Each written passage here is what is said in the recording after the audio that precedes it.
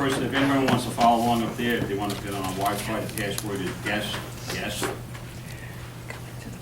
if anyone's interested, you may be recording tonight's video, just so you're all aware. Superintendent's report, Dr. Schwartman.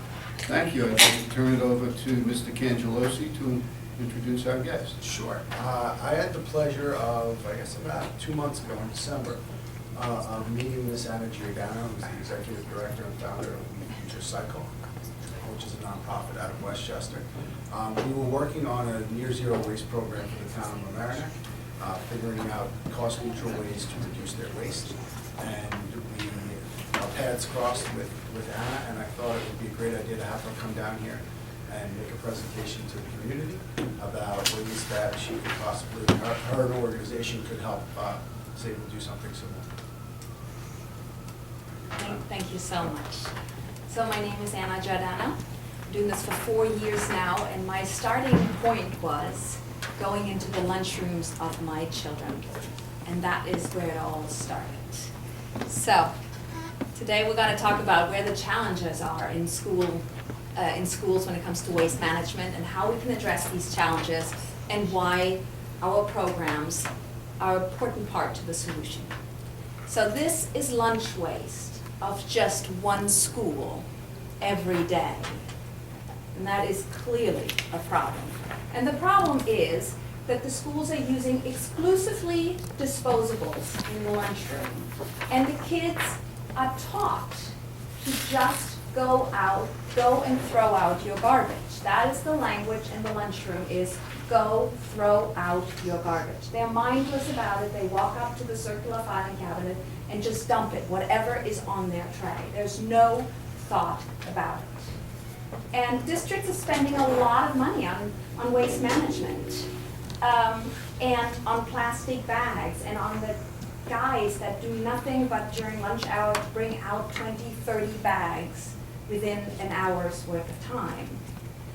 So I looked at that and I did a survey of a school, 1,000 kids I surveyed to find out what are they bringing to school, what is the material, and what can we do with it. And turns out that 90 to 95% of the material that is being brought into schools is fully recyclable if it is just sorted out. All it needs to be done is to sort it. 60 to 65% can go into composting. 20 to 25% can go into cold meal recycling. 10% is liquid waste. All that's left is a handful or 2 handful of hard to recycle items. So I brought this, I started out with my school district, and then I went to the neighboring districts. And within 4 years, I managed to bring it to many, many districts within Westchester. I presented it to the Board of Legislators, who endorsed it. I presented it to the Westchester Municipal Association, Officials Association. They endorsed it. I brought it to a bunch of city councils that all brought it into their schools because it makes so much sense. Because if you look at what's being thrown out of lunchroom, it is packaging, packaging, packaging, trays, food. That's what it is. So the solution is very simple. Just sort it out right at the source and get the kids involved. They love it. They're standing with their gloves. They are ready to save the world.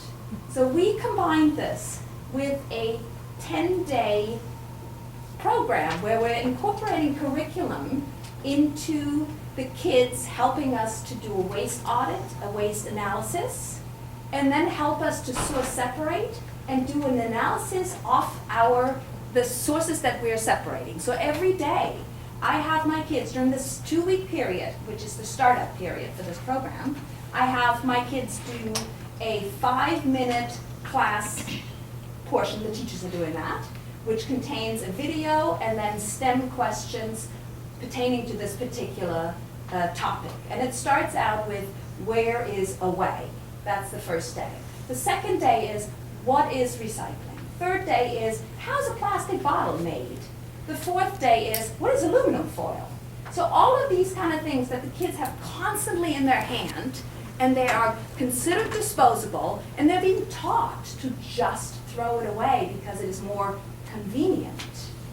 And so by learning about what it takes to make a plastic bottle, they get a much better understanding of what they have in their hands. And suddenly they realize they really have power. So the system is very simple.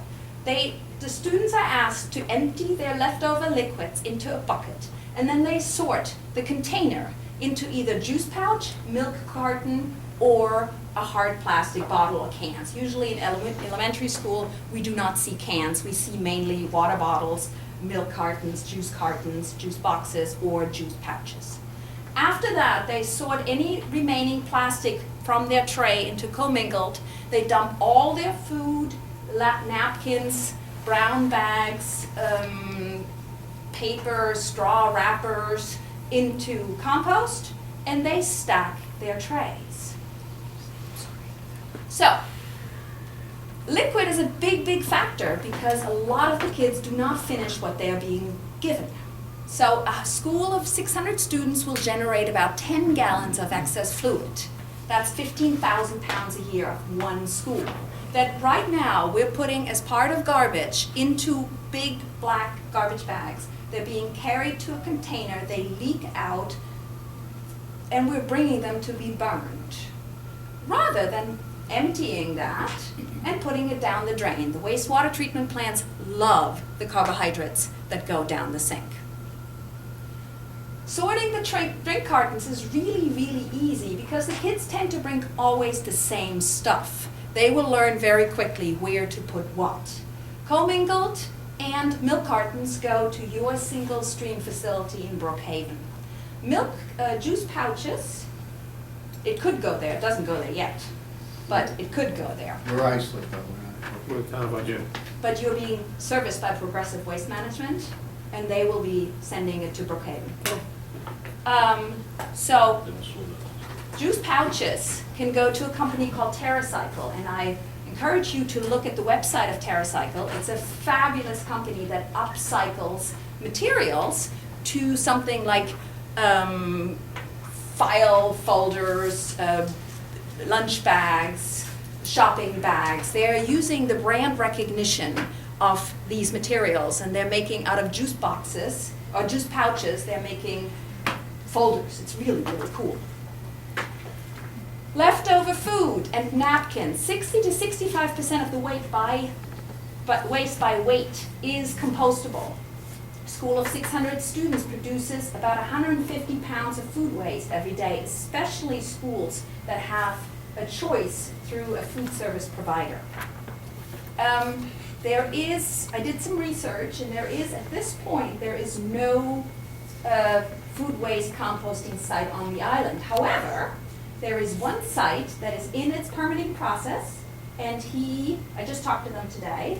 They are expecting within 2015 to have their facility up and running, which is really cool. Brookhaven. Does Brookhaven ship it someplace after they're done? No, they compost. They compost it. It's actually going into a biodigester, which is even better. So the next part of the puzzle is that you can only do proper waste management when you control what goes into the schools. If we control what goes into the schools, we can much better manage what comes out of schools. And that is part of what we're doing. One is you have to control what goes in from food service, but you also want to control what comes in from the homes.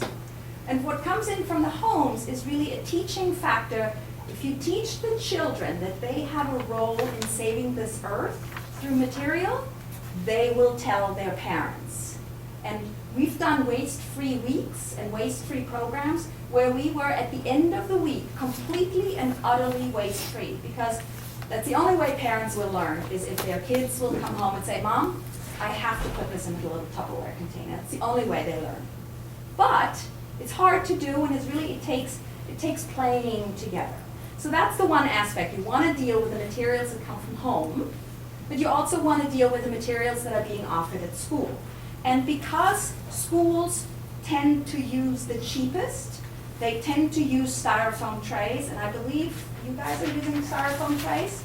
Styrofoam trays have been classified in 2011 as reasonably anticipated human carcinogens. They are the cheapest. However, I feel that cheap is not the right application to feed our children at this point. This is the other option, which is used all over New York City at this point. Sorry, somebody nibbled on it. It's a compostable tray, which would go together with our food waste into compost. This is part of the 65%.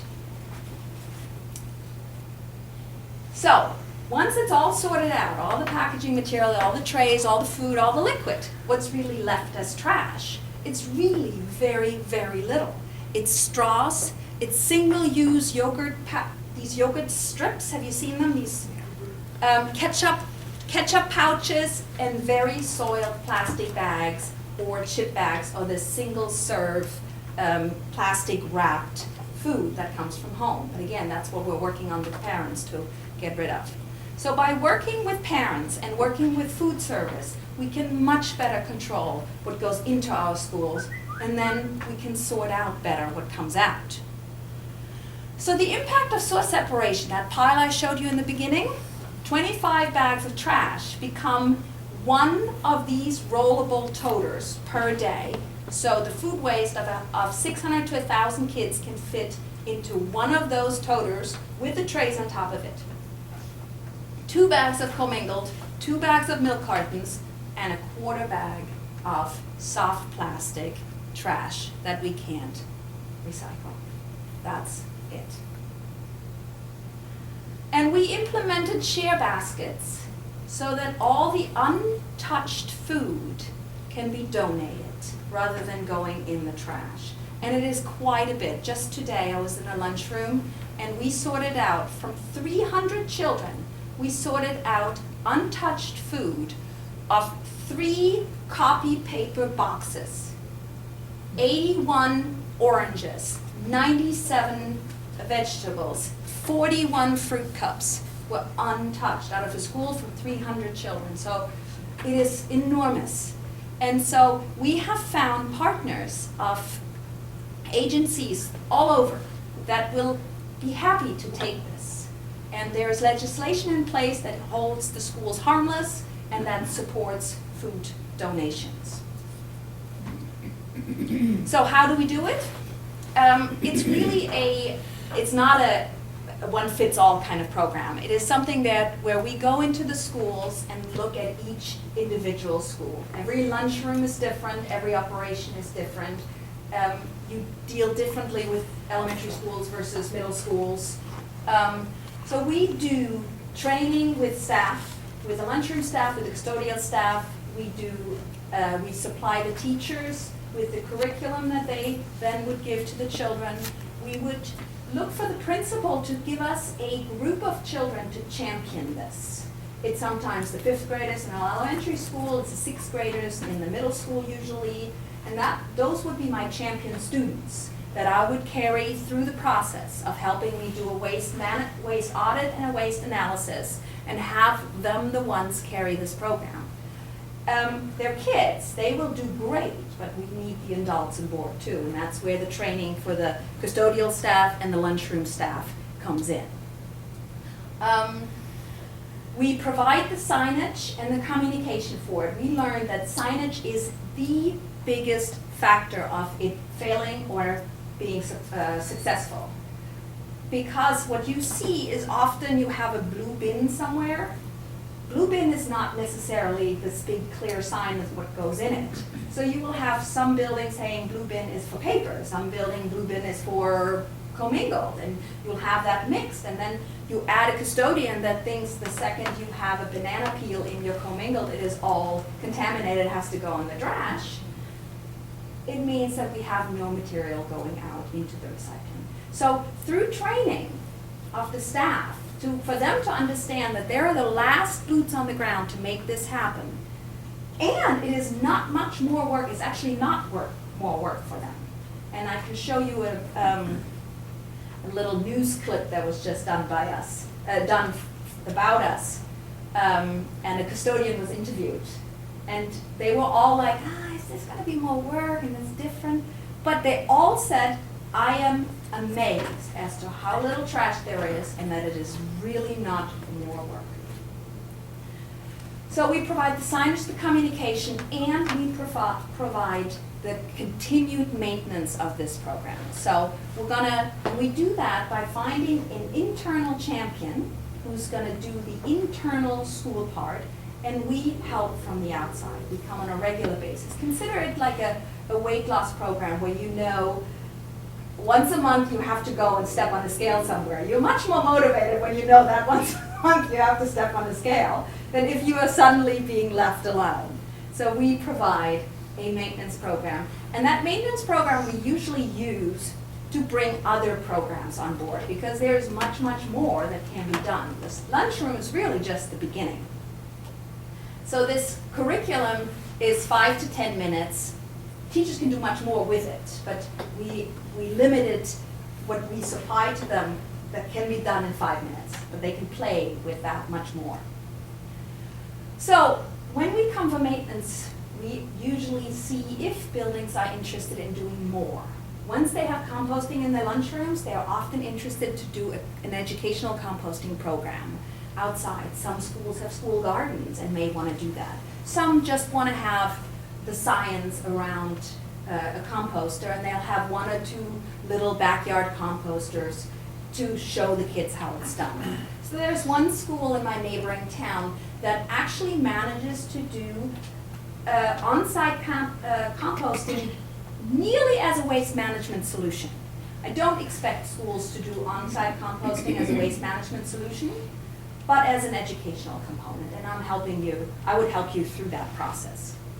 Another thing is that what we've done is a waste-free snack program, where we've gone into the classes K through 3 that have snacks from home, and we worked extensively on that to show the kindergartners that they have a choice and a voice to tell mom what they should send for snack.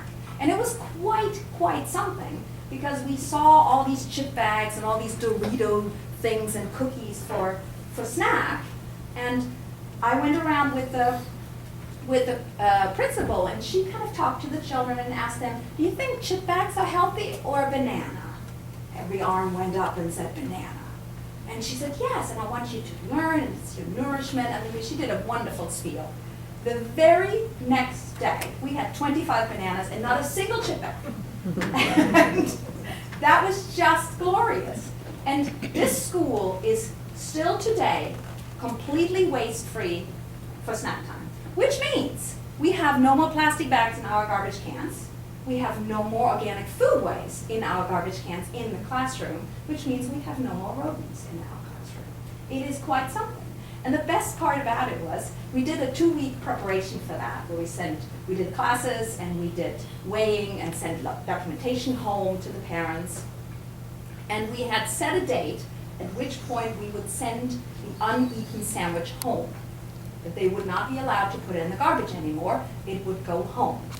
We had set that out, and so the day came and we sent home the uneaten sandwich and the half-eaten apple and whatever else came. And we were all sitting and waiting for the phone calls of the parents to kind of, what is this going on? There was not a single phone call complaining about the fact that the uneaten sandwich came home, because we packaged it that we wanted the parents to know what the children eat of the 8 items that they packaged. And we didn't want to spend any money on waste management. We much rather want to spend that money in the classroom. And we had not a single parent complain. It was wonderful. We do other programs like the TerraCycle Ambassador program. That's a fundraiser for schools. Textile reclamation is also a fundraiser for schools, which will incorporate recycling with the fact that you fundraise for it. E-waste education for middle schools is another fundraiser combined with recycling education. This is what we do. Thank you very much.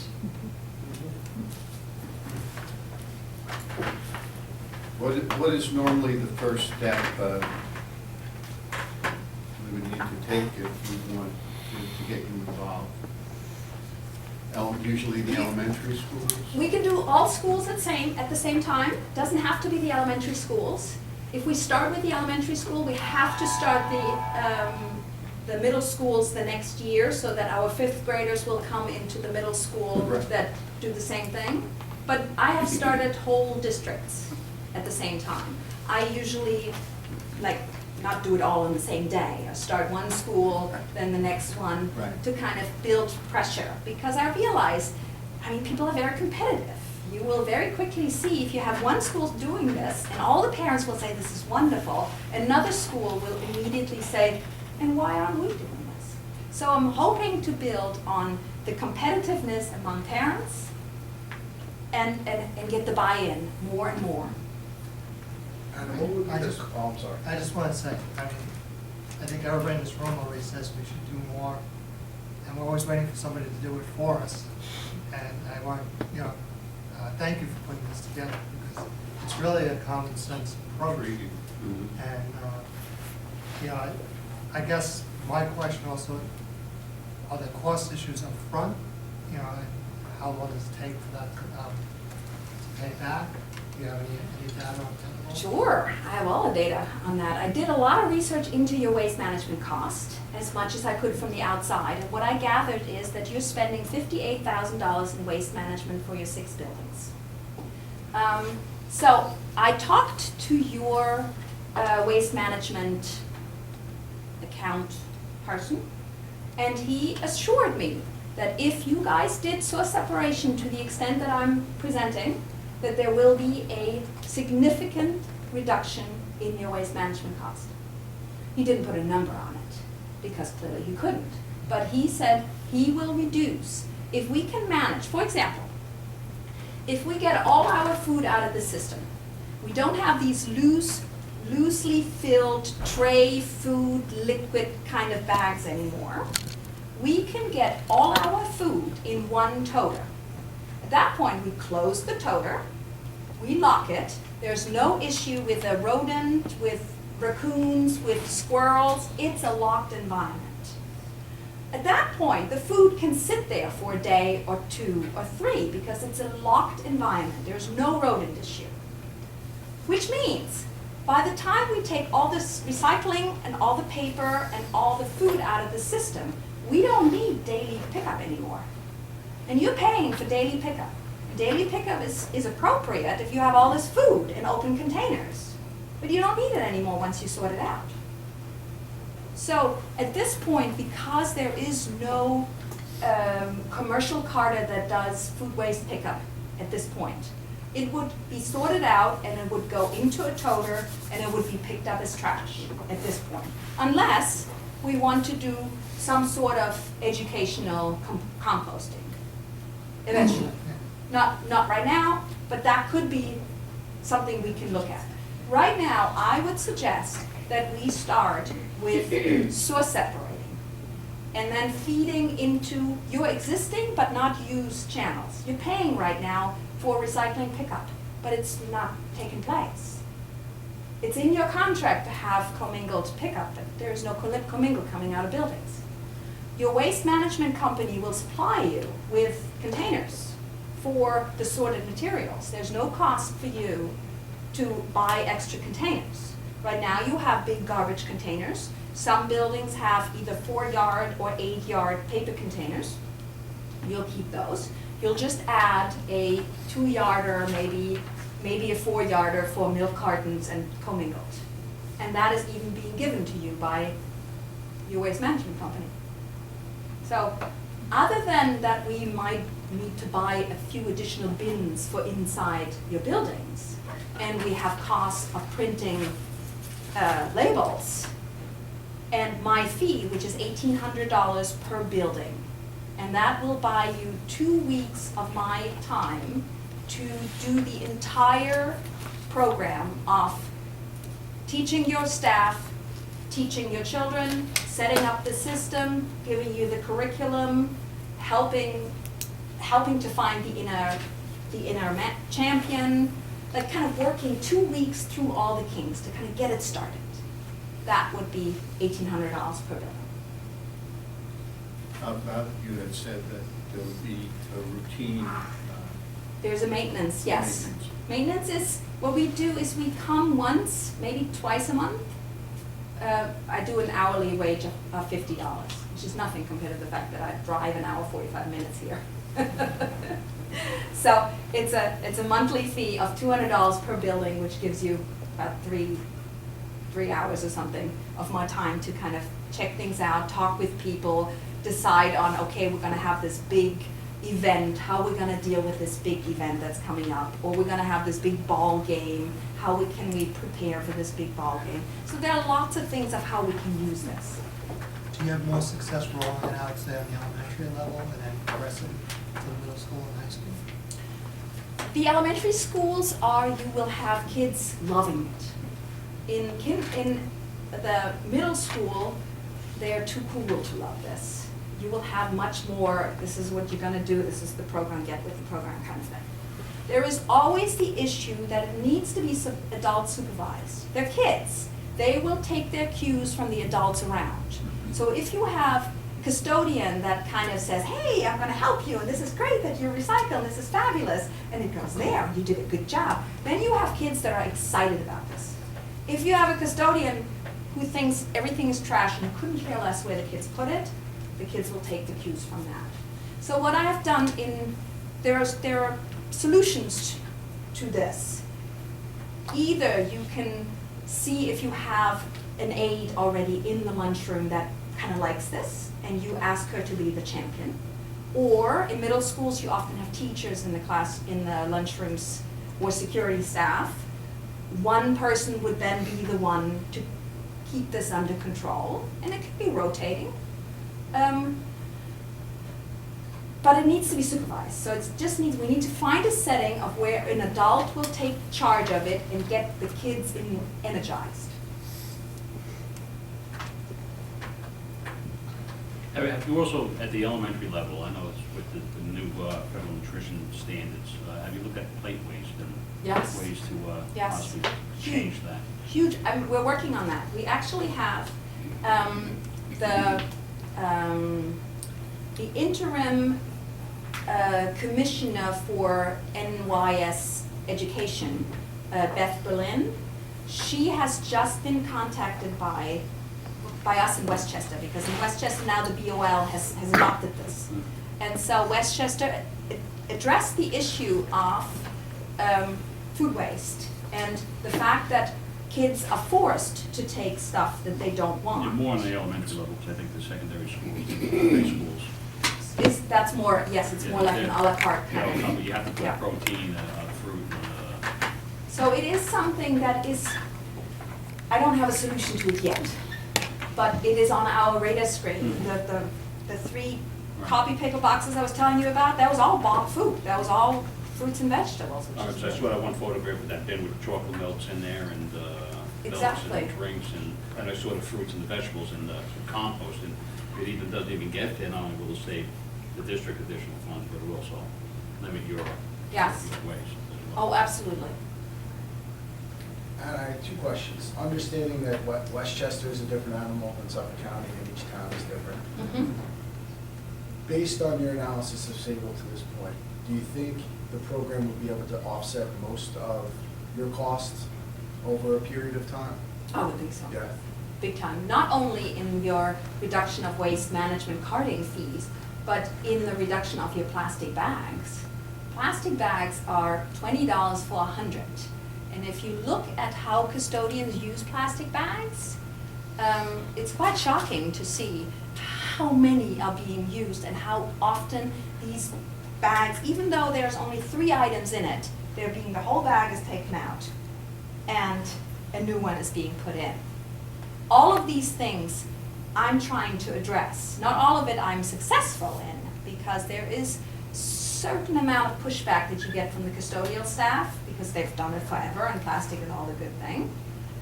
But in Hastings, for example, they were using 10 boxes of 100 bags per week. And they're down to 10 bags from the entire thing per day. So now we're having 10 bags. That's just the cafeteria. That's just the cafeteria. entire building is completely plastic-free because we have no more organic food. We have source separation, so you don't have, the paper is not being mixed up with icky stuff anymore. I mean, it's quite something. And it expanded into the classrooms. Yes, it's being expanded in the classroom. So the program I just described to you is just for the lunchroom right now. The building portion of it is an add-on that comes later. But I know that we have to walk before we can run.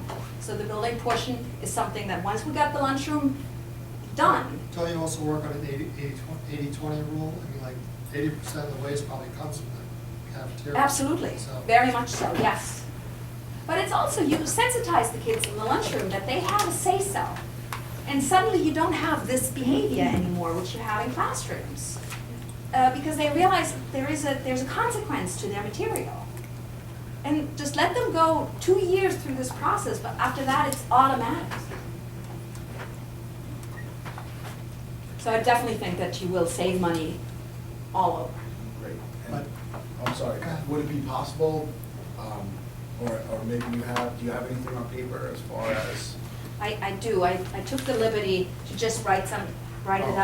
Should I just give it to you?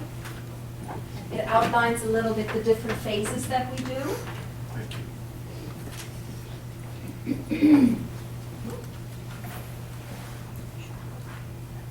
When you move into the classrooms, then do you have to have those different containers in each classroom Yes. as well? Yes, so that might be a cost. I don't know what you have in your classrooms right now, maybe just trash, but every classroom would have a trash. We separate paper. So you have 2 bins? Oh, good. So all you need to do is add a 3rd bin for commingled. That's all you need to do. And if you take those small office-type bins, they're $5.45. It's really not a big deal. You could also do, I mean, if we really wanted to, let's get our kids creative and take copy paper boxes and decorate them to be paper recycling bins and make a contest out of it. I've seen some fabulous, fabulous Cookie Monster type decorations of bins where they said, "Feed me." I mean, really cute, where the kids put their paper to be recycled. And needless to say, they got out of their chair to go recycle because it was fun.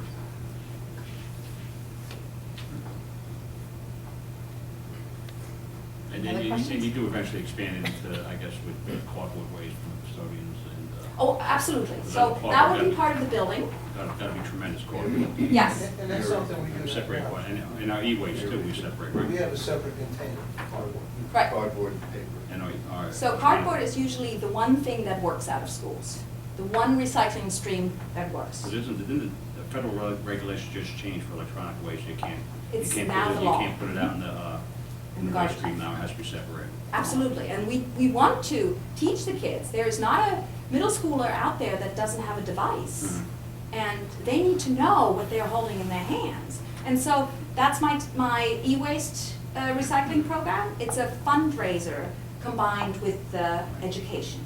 So we would run a fundraiser, maybe we can even run a contest so that the kids would write up about what are the difficulties of e-waste. And they can win a prize and we'll make a big celebration and they get a certificate. And we collect all these cell phones that mom and dad have in their drawers somewhere. And I guess the same thing with, batteries and flushing tubes, et cetera. All of that, yes. That is something that the custodians need to do, and most custodians don't have an area where fluorescence is. It's all part of the building.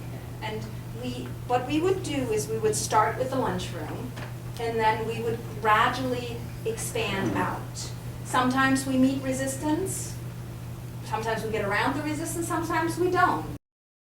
The point is, the more education you bring into a building and the more the 4-hour night cleaning guy understands that he has a role in this and he's being trained and he's going through professional training. I mean, I had a lot of 4-hour guys in my custodial training and they told me, we've never been trained before, ever. And it was neat. I mean, they were excited about it. So with the liquid waste, now you have containers to collect it Okay. in the cafeteria, then I guess the janitor then has to take it down there. Either down the drain if you have a slop sink or down the toilet. And what goes in the cold meal? What's in that? Glass, plastic, metal, and milk cartons. Once it goes to your single stream facility, milk cartons can go in there. I don't know if residential pickup includes milk cartons yet, here for you. It does not yet? Okay, that'll come. And you're also mixing intermingling recyclables, you know, the nickel can of salt or the So nickel. then, Oh, absolutely. so then the recycle facility separates the plastic from the milk cartons? Yes, they have it's a very cool system. It's a very complicated system of conveyor belts where the material runs in breathtaking speed, and you have optical scanners. And when the milk carton runs over the optical scanner, it scans it, it realizes it's a milk carton, and an airstream will push it into the right container. So you'll have a conveyor belt where you have plastic bottle, plastic bottle. It's quite something to see that. So I'm not sure if your single stream facility in Brookhaven allows visits. In Westchester and in Brooklyn, there are facilities that allow visits, and it is fascinating to see. And most municipalities are going to these because the increase in recycling rates is enormous. When there's a market for recyclables, you know, there's always a cardboard market, that's why there's lots of cardboard recycling. When glass goes up and when metal goes up, you know, you increase participation by 30 to 40%, and the town's making money off of recycling. Absolutely.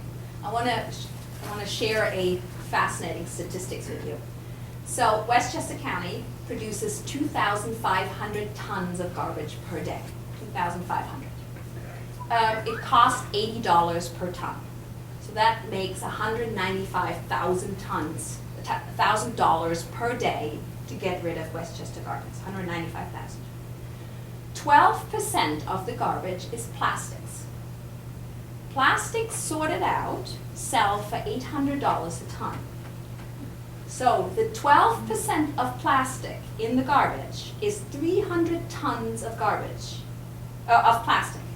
The 300 tons of plastic would sell for $240,000.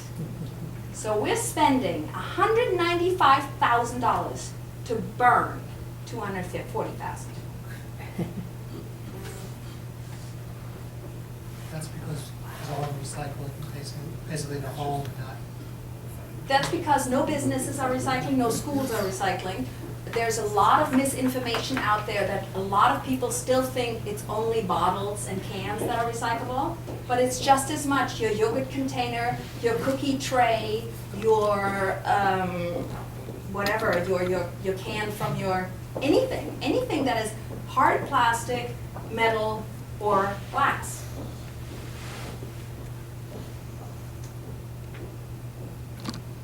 Any other questions? It's common sense. Thank you, Paul. Thank you. Thank you. Very Anna. welcome. We'll be in touch. Thank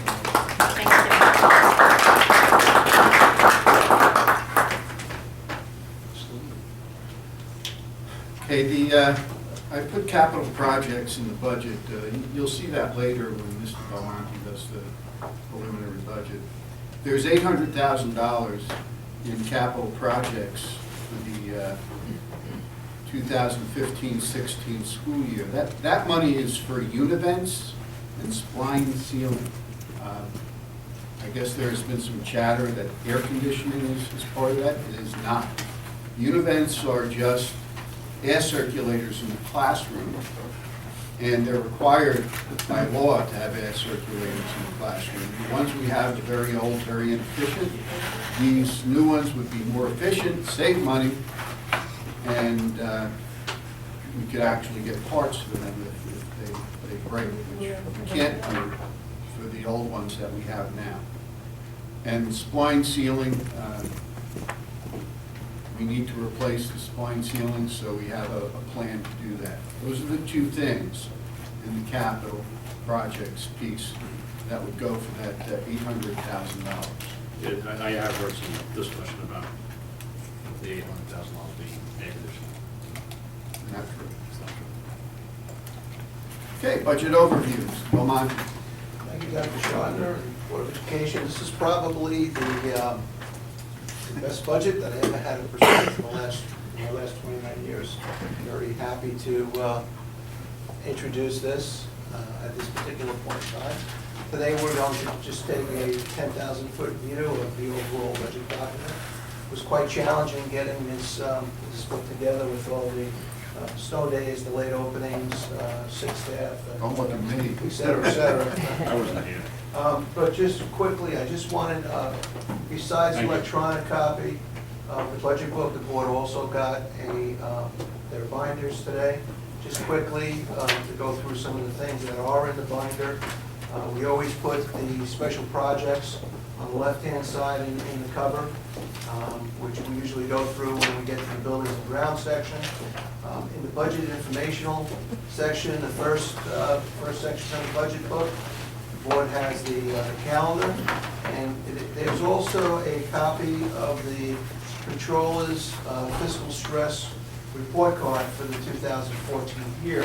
We're not going to cover this evening, but at a later meeting, we will go through this. I think there's some interesting statistics and charts in here that really show some of our fiscal trends and where the district is heading.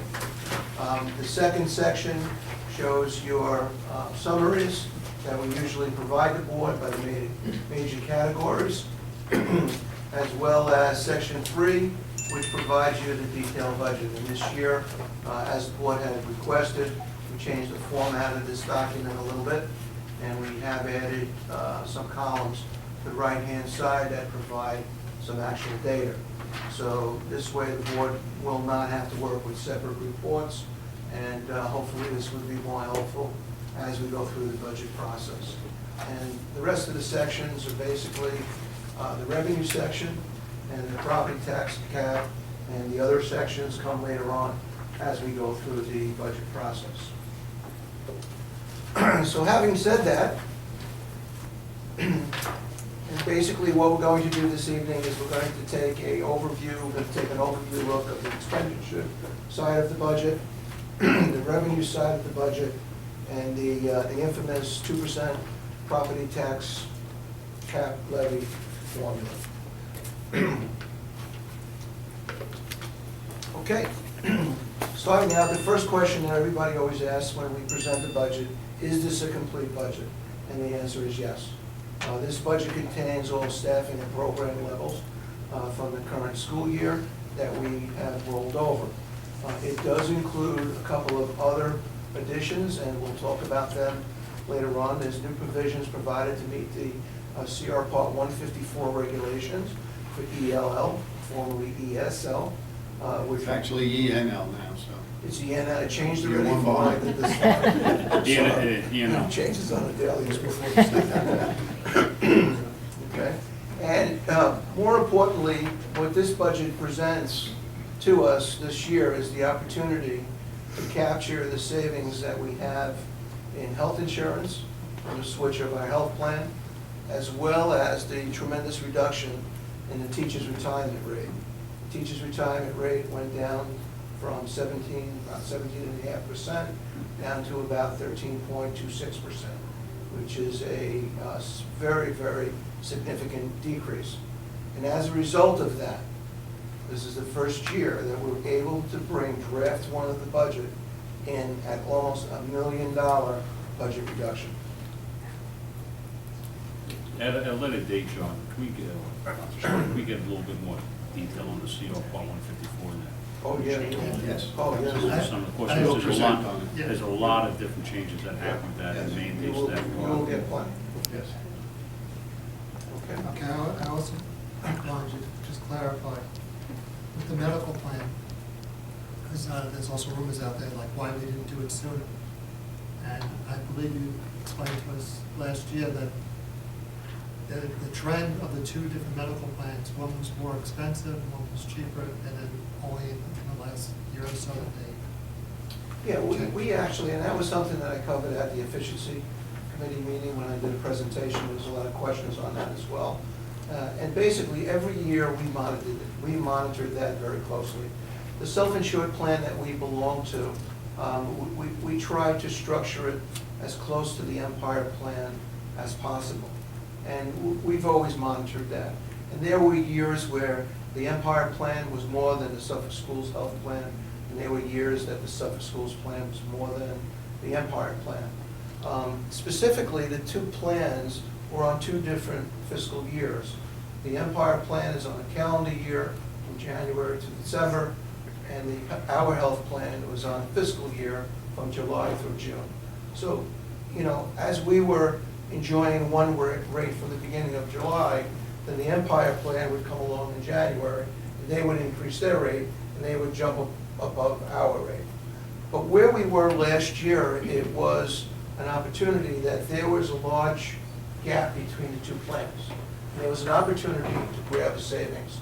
I guess the best analogy that I could use is it's somebody that plays with stocks, and you watch your stocks grow, and you're trying to make a decision, when do I sell, capture the capital gain, or do I hold on and wait for the stock to go higher?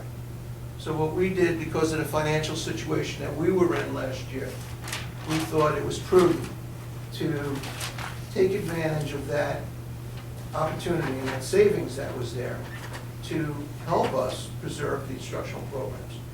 So more importantly, that $500,000 that we saved to have to bring the budget down over $1 million to meet that cap, that helped us save over $500,000 in instructional program. Because if it wasn't there, we would have had no choice but to cut other things. And this year, because of the way the planned years fall, we're still enjoying some of that savings going forward. And there's also still risk involved, right? Because each Oh, plan has. absolutely. Laws. It's out of. Empire's trending up, and the self-insurance plan is It's trending trending down. down. So there'll be an intersection or something. So what we have as we start out the 15-16 budget process, which makes me smile, we're presenting an $89.1 million budget. It represents a 1.05% decrease over current spending, and a projected tax rate increase of 2.14%. And as we get more into the revenue side, people begin to understand why that is and the relationship between the two. This very quickly shows you the major categories, and you may recall that this is how we go through the budget process when we present it. For instance, we will be starting with the salaries, and you can see that the overall salaries is at 2.37%. And you can see the biggest savings, again, is in fringe benefit area. It's $2.1 million savings in fringe benefits. So for the following school year, our salary and fringe benefit costs have decreased by just under $1.2 million, or 1.81%. Pretty good deal. Moving on to the debt service. The debt service, this is just a natural expiration of our existing debt, and we're going to see a small decrease of about $42,000 in that area, or 0.77%. Our contractual expenses, basically, we tried very hard to keep them flat. We see out of a $6.6 million category, there's a $55,000 increase, a 0.84%. Our BOCES expenditures, we see a decrease in our BOCES expenditures. This has to do mainly in the area of special ed, thanks to Mr. Branscombe, and helping to reduce some of our BOCES costs by bringing some of our students back in district. Correct. Yeah, but it also, to clarify that too, that's not so easily done. Oh, Right? absolutely. You know, because there's also people out there that say, oh, we should do all the special ed in-house and we'll be able to save money. Not that simple. It's not that simple, Right. but I mean, we look at every option. Every option, and we try to. Absolutely. And also, on top of that, we have to decide what's best for the student. Absolutely. The first and foremost, the committee has to determine what's best for the student, and then we look at the options. That's why I get that videotape. Yeah, good point. Supplies, in the area of supplies, we're coming in at $1,366,000, a $7,000 increase of 0.52% increase in supply costs. So essentially, your supply costs are flat. Textbook workbooks, we're holding the line in this area, again, no increase. And a lot of these textbooks, workbook monies, we're now going to be using in the area of technology, by things like Chromebook and things of that nature. And again, when we do that, those items are aidable. We do get textbook aid on these particular categories. It may be a little early to ask this question, but have we any idea of what kind of money we're getting with, I think it's. Smart bond. Thank you. Smart school bond. We have no idea how we can access that money. So it's available, but it's not available. We have no idea how to access There's it. absolutely no information out on that. As a matter of fact, all the. There might be some strings. there Oh, are there can be strings and- attached to it. But all the professional organizations are saying at this point, just sit tight on the smart bond money until there's more information that comes out. And as far as also the E-rate monies we get, is it significant or? We do get E-rate monies, and it's been pretty consistent. I wouldn't say it's significant.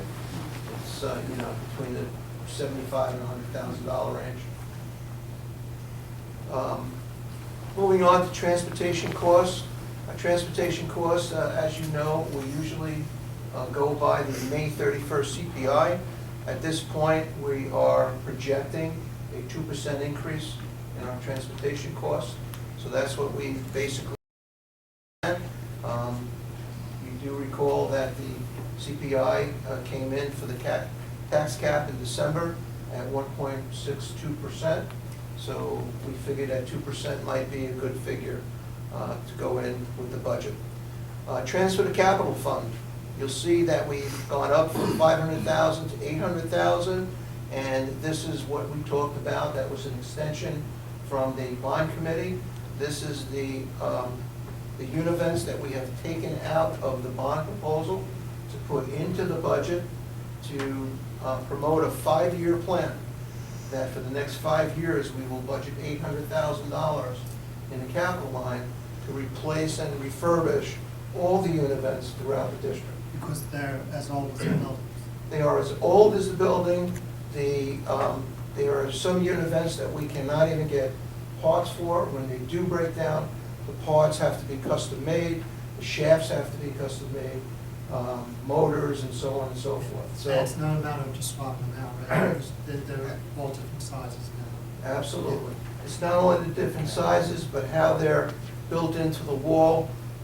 In this particular project, all the shelving, all the casing that goes around the univents also has to be replaced.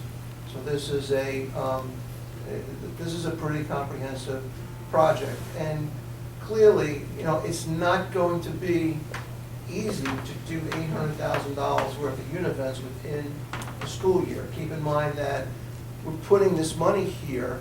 It usually has to be spent within a 1-year period to take advantage of the tax cap formula.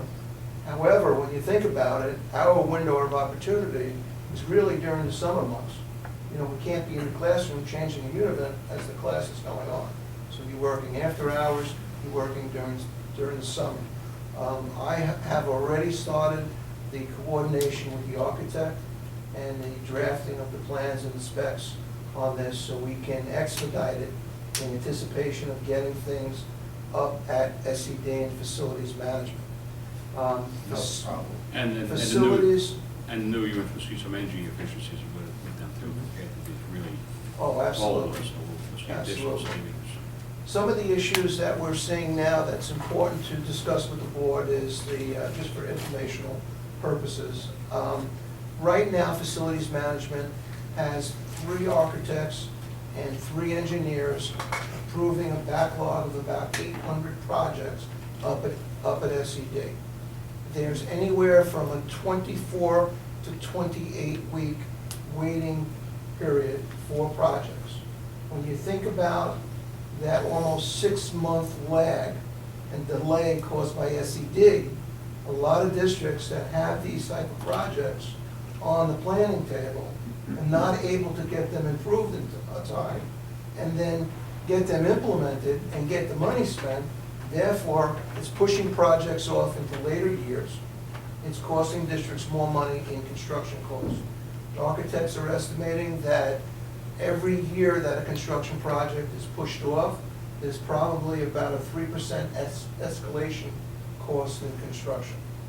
So it is a concern. I think when we talk to our legislators this year, one of the issues that we are going to bring up is the staffing up at facilities management.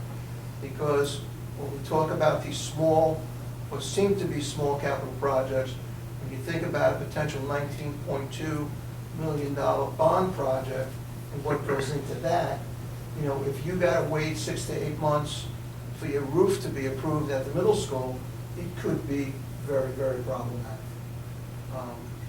So I think that's a very important So piece. any structural changes like that have to be approved by SED, by the. Yes. Yeah. All construction projects over a certain dollar threshold has to be approved by SED. And all the projects go through 2 phases of approval. Goes through an architectural and an engineering approval. And SED has no provision for emergency projects such as a roof or. No, what SED has been doing is people have been retiring, they have not been replacing districts. So districts are starting to feel, districts across New York State are starting to feel a tremendous pressure on the backlog of projects. One point that hits home for us is the bathroom project that we were working on next door. And that project probably took, as small as it is, it takes 9 months to approve. It was a ridiculous amount of time. And they don't expedite anything in case of emergency, I mean, concerning, No. you know, Sandy, some of the districts on Long Island. The way they handle those situations, John, as we had the emergency with the Cherry Avenue boilers, we actually got authorization, we got authorization from SED to do the project. Mhm. Once the project is done, we still have to file the project. Okay. Okay, so right now, we're in the process of filing that paperwork with SED on a project that's already been completed. John, what happens if they disagree with some part of the project? Do we have to go back and redo? It happens all the time. If the architects or the engineer have a question about structure, about load, about anything like that, it goes back to the architect. The architect has to revise the drawings, and then they have to go back up to SED, and that takes time also.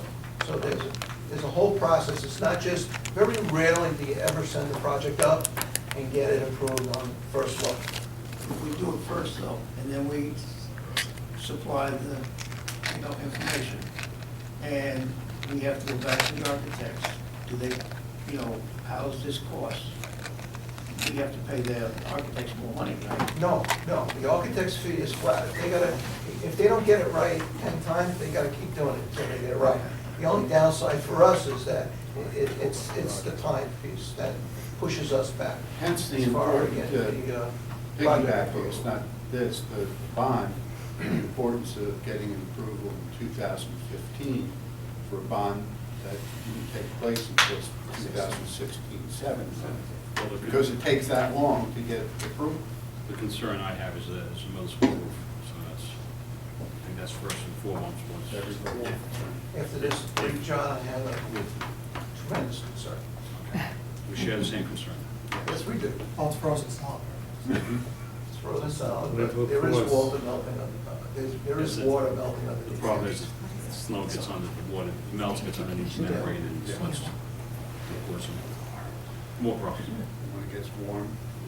Yeah, so, when it gets warm, hopefully it'll be on a weekend. Be able to do what we need to do. Let's see if we should- Okay, moving on past the capital projects, the special aided funds, you'll see that we went from 150,000 to 200,000. And that's really the district's share of our summer school costs and some of our residential placement costs that go up. The state does not pay 100% of that. The district pays a portion of that as well. And our equipment costs, you see we have a $2,800 projected increase for about 1.68%.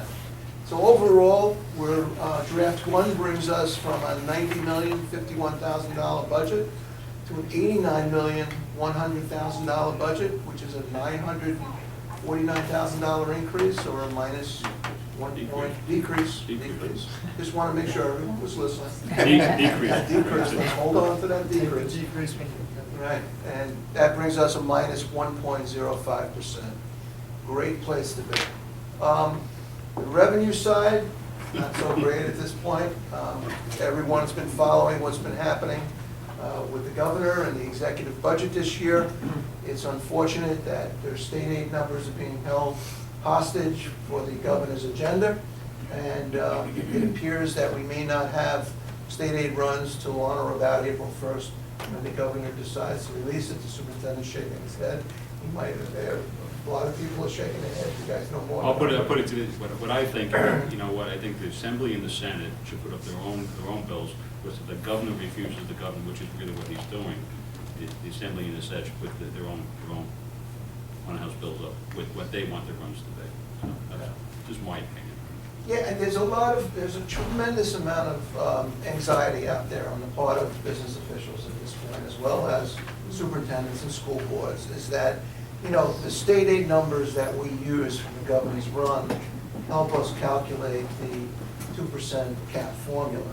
And there's numbers from our building aid that go on that particular form, and so on and so forth.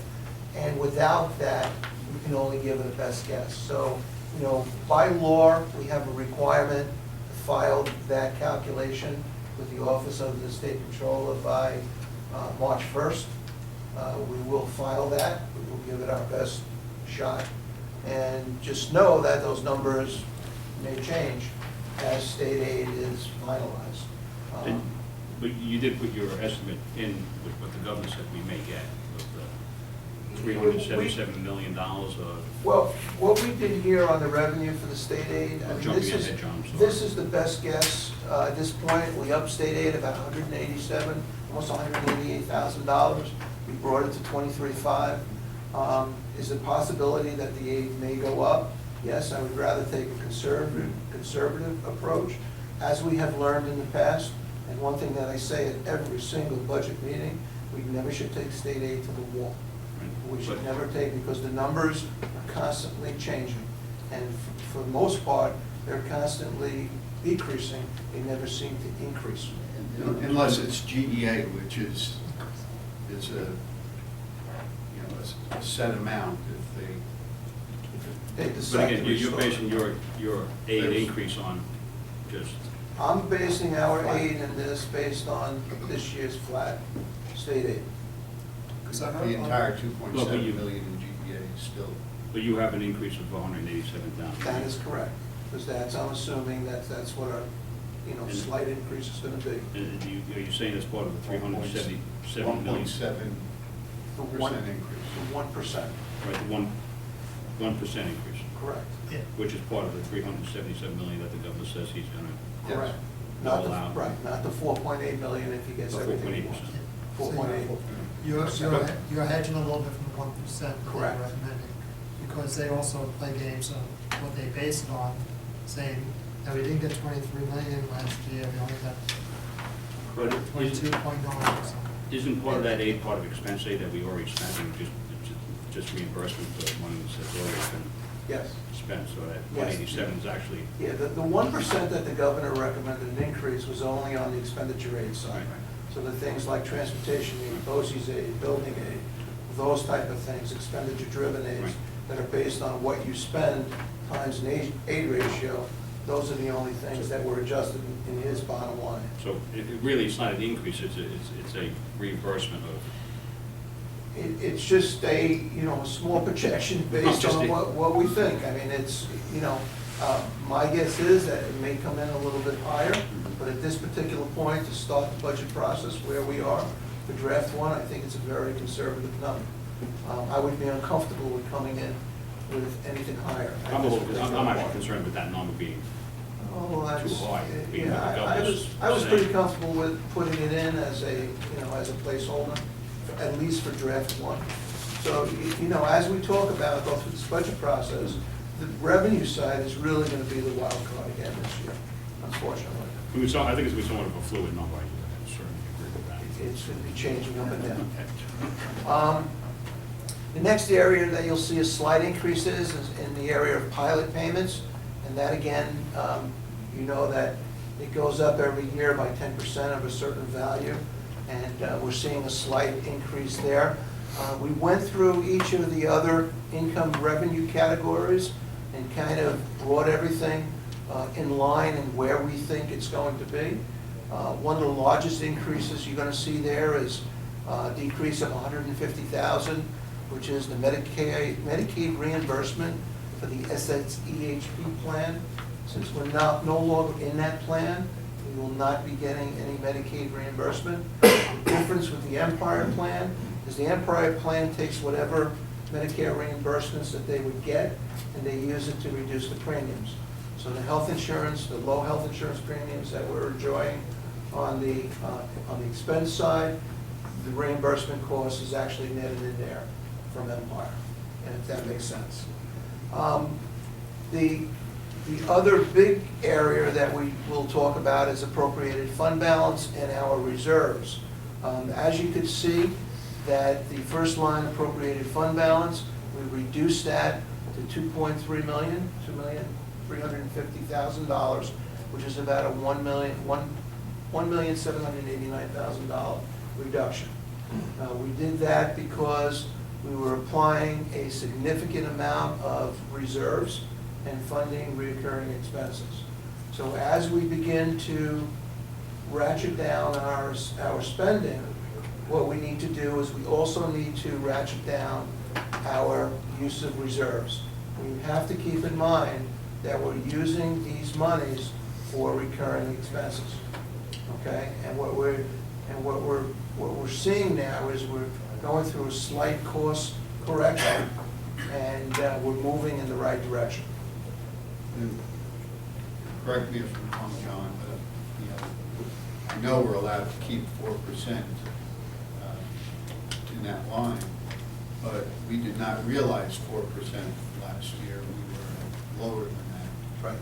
And that's one of my slides coming up. Sorry. Jumping ahead.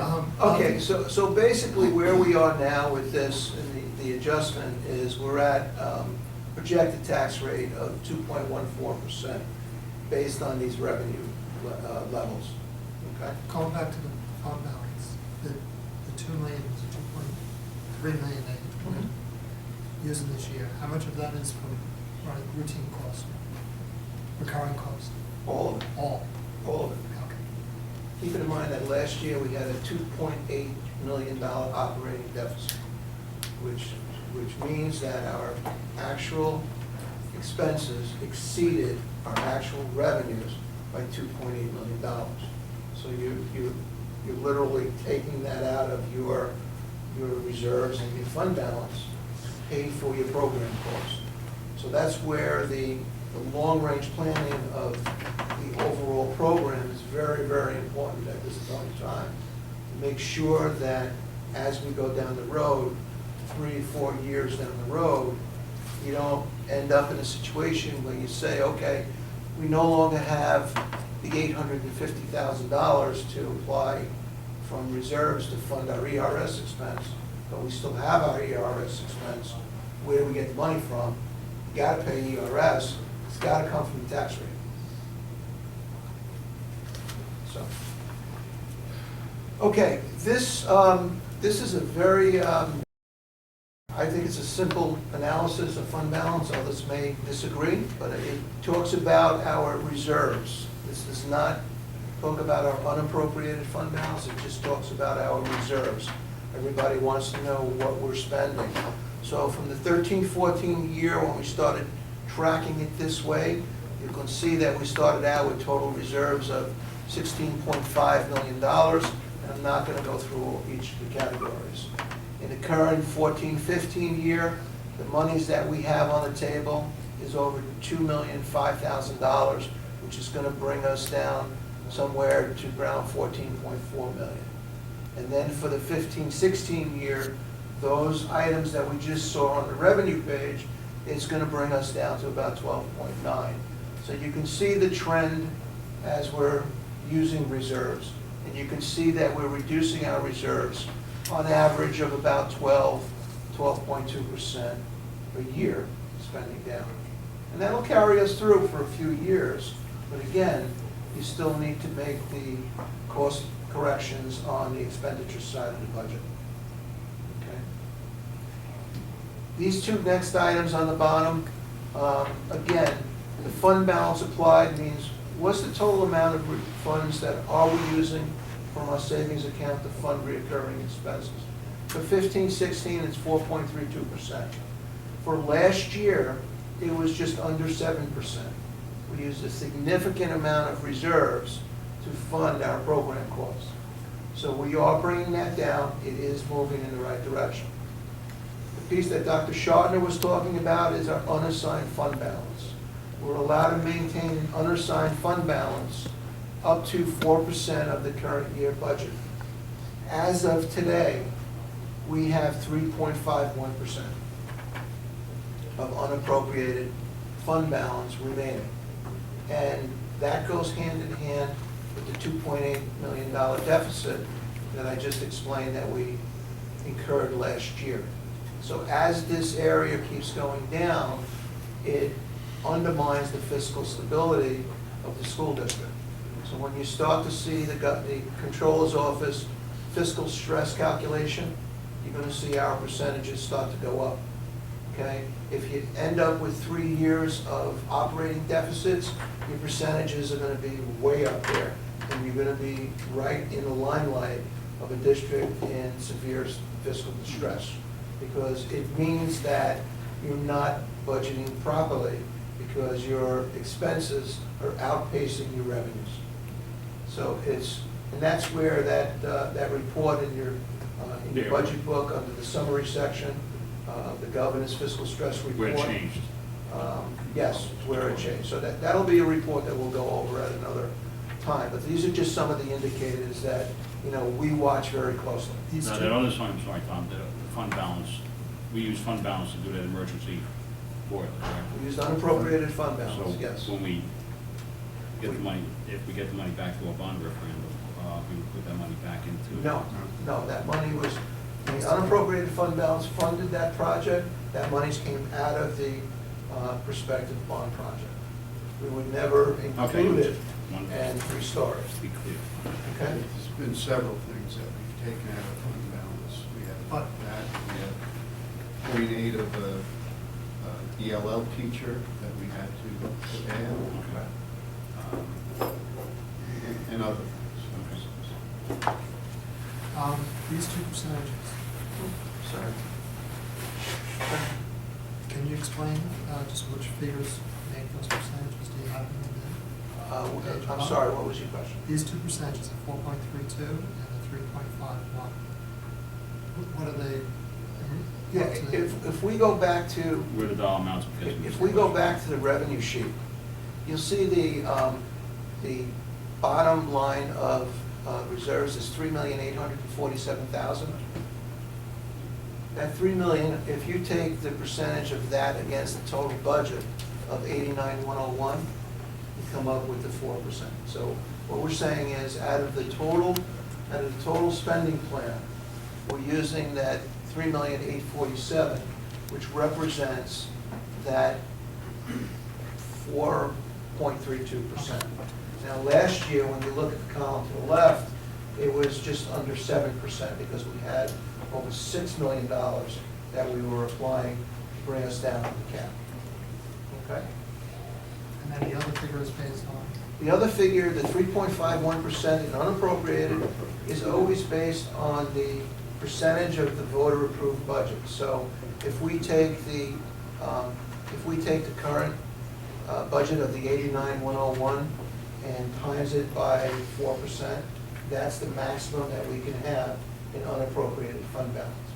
But by looking at our balance in unappropriated fund balance, dividing it out by the budget, it only brings us up to a level of 3.51%. Okay. Okay, so the key points and pending issues that as we go through this process, again, the revenue budget is, at this particular point, it's an estimate, it's a projection. We have not received our actual state aid runs. And as of this particular budget that we're presenting this evening, we are under the calculated tax levy cap. We have also in the process and have developed an efficiency plan, which are the two criteria for taxpayers to be reimbursed any potential increase. And also, the residents will be eligible for the tax rebate program. And again, when we receive our final state aid, we'll be able to finalize the overall budget. What's the levy cap percent? The levy cap percentage, we're gonna get to a slide on that. So, and just the background on the property tax rebate program. Those of you may recall, it's a 2-year program, and last year we had to be within the calculated cap for residents to get their rebate. And I believe everybody finally got their rebate checks. It was quite interesting. It was variance amounts. I know some residents have called me, and some of them received 80-some odd dollars, and some received 119, and for the most part, some received about 149, and others may have received about 159. There was nobody that I know of that received more than $159 that nobody's, spoke to me about it. I've got a couple people like Yeah? Okay. Because it depends on the. The higher property you tax. set That's right. Yeah, the higher the whatever more the you're gonna get. potential increase was. Those people are busy working, so they couldn't talk to you. Okay, well, that's good. Keep working. For 2015, for 2015 is the second prong of that program that the governor laid out. And that for the homeowners to receive the credit, again, the school district has to stay within the property tax cap. And we said it earlier, draft 1, we are within the property tax cap. And the school district can develop and implement the government efficiency plan. We do have that, we'll talk about that, I believe, right after this. And also, the plan has to be certified as compliant by the New York State Director of Budget. So there you have it. So what is our cap? From the last time we looked at this formula, which I think was the last board meeting we shared with the board, the only thing that has changed in here, I was off on my projection just a little bit on CPI. I projected 1.6%, and unfortunately CPI came in at 1.62. So I'm trying to sharpen my pencil. But so that brought our calculated cap up to 2.18%. You'll see that at the bottom right. So the cap is 2.18% at this time, and the spending on the tax side, we are at 2.14%. So we're under the cap. So with that, that's a 10,000-foot view of what's coming over the next couple of meetings. And we're happy to, we're going to go into more detail of everything that's in each one of the categories that we presented this evening. Two things I'd like to add to that that's within this budget, or board wishes, if you're saying, and I believe they do. I know that the board has made it clear that class size is a priority for them. So what I was able to do is look at where we can move things, and I'll talk more in detail in the executive session afterwards, where within this budget, we can add 3 elementary teachers. That would be one for the first grade next year in Cherry, and the 5th grade, one for Cherry and one for Lincoln.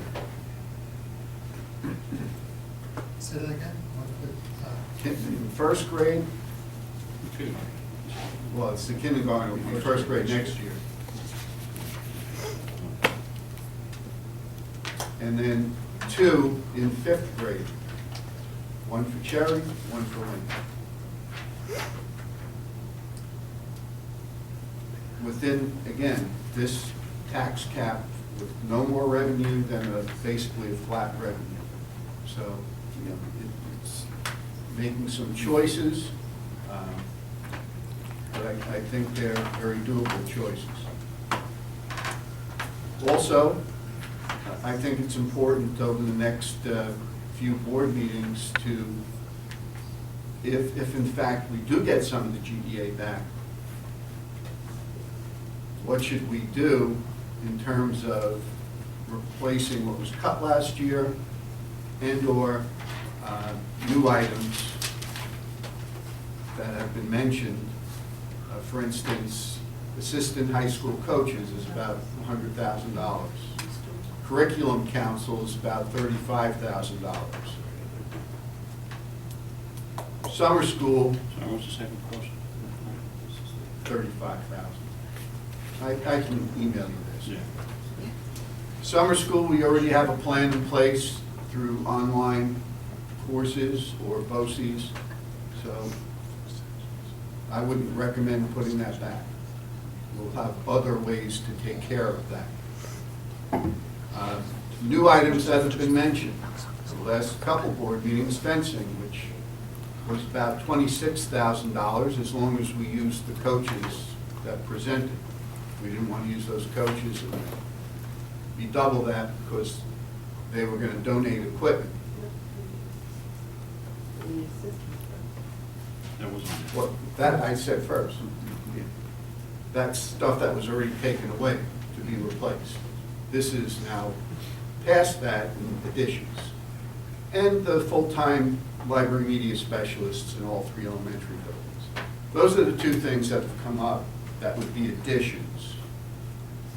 But I would certainly recommend putting back what we took out, the assistant coaches and the curriculum council, before we added things that.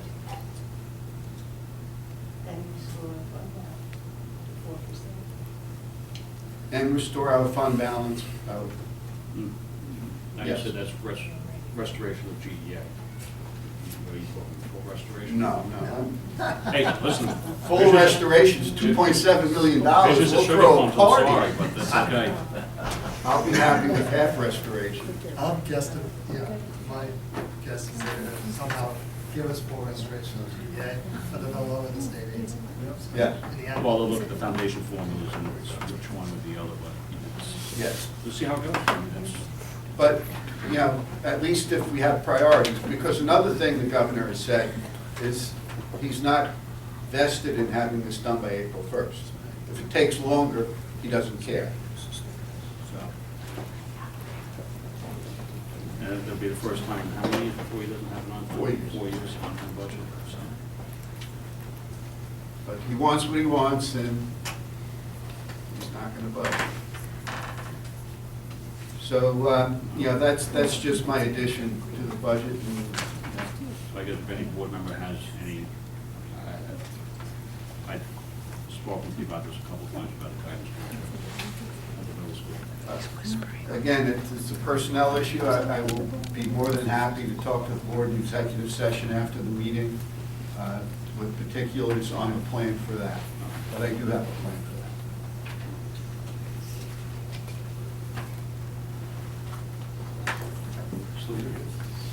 Okay? No, it's John. Oh, it's John, it's still John. Well, Okay. I'll start it. We had an efficiency committee that was focused on the instructional program, and then the business office was doing their own efficiency. What hopefully the efficiency committee learned was that anything that we possibly could have done in efficiency in the high school and middle school already has been done. There was no efficiencies. The only thing left there are cuts. And in looking at what other school districts have done, they have cut. They have cut electives, they have cut after-school activities, they have cut music programs, they have changed 9 period days to 8 period days with cuts across the board. That's basically what has been done. We have not, and I don't recommend doing that. And nobody in the committee recommended. Everybody wanted to add more things. And actually, a few suggestions we did implement at the high school. In the elementary level, there are efficiencies that nobody wants to do. Reorganization of grades. Closing an elementary school. And shared area. We could not come to consensus on any efficiency. Close on shed area, but didn't work out. It's going to be my recommendation, not the committee's recommendation, that the board, and we have to do it quickly because kindergarten registration's in March, that to avoid discrepancy in class sizes across the buildings, that we introduce the shed area again. I would like to bring a resolution next Thursday to do that. Where is that shed area? Shed area is the intersection of the boundaries between the schools. There'll be a shed area between Cherry and Lincoln and Sunrise, where students are already transported and on the borderline.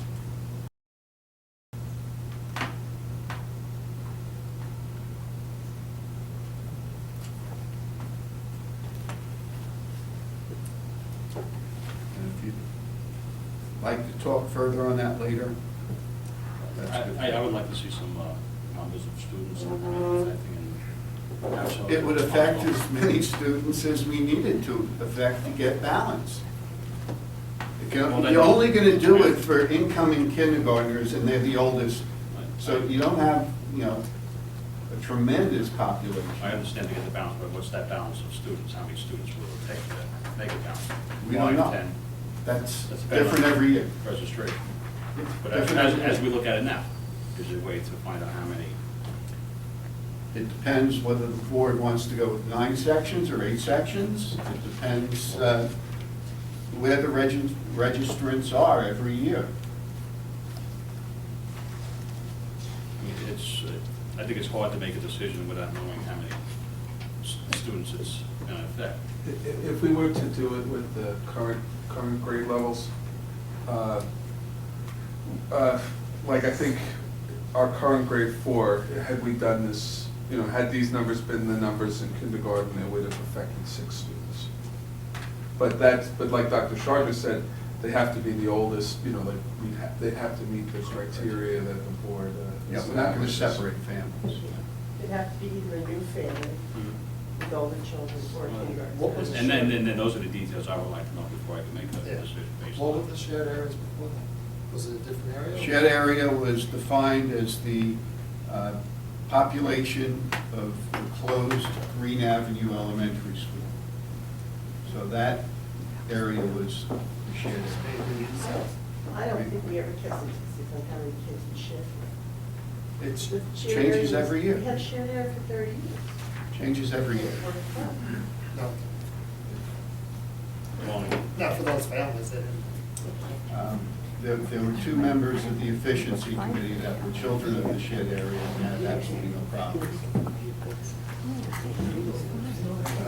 No, I know, but I remember being at the boardroom, my Yeah. parents coming in, and looking at the shared area. I would just, if you could send me some, but I know, and what's, again, I'm not against the idea of shared area, I would like to know before I make a decision, how many students where possible students may be in the shared area. Okay. I will get that to you Whenever, quickly. and before next Thursday, yes. Yes. Okay. How can you, you don't know who's. I can give a sense of where the shed area would be, and, as far as actually how many students, no, that I can't give you. We have a BOCES projection of, so we 181. but we don't know where the population is. Right. It was, however many kids we had come on the fringe. It could be a one block over, one block land. I remember the days, for sure.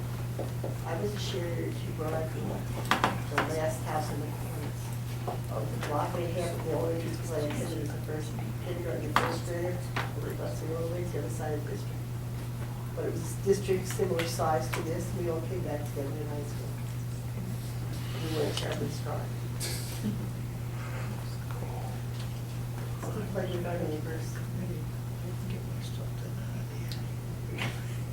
Okay, the next part, the last piece of that was John presenting the actual efficiency plan, which is basically all from the business office. Thank you, Dr. Shana. This slide we kind of went over during the budget presentation, so we're just going to begin to talk about what are the requirements for the efficiency plan. And again, this is part 2 of the governor's plan that we have to have something in place in order to afford our community the ability to get a tax rebate.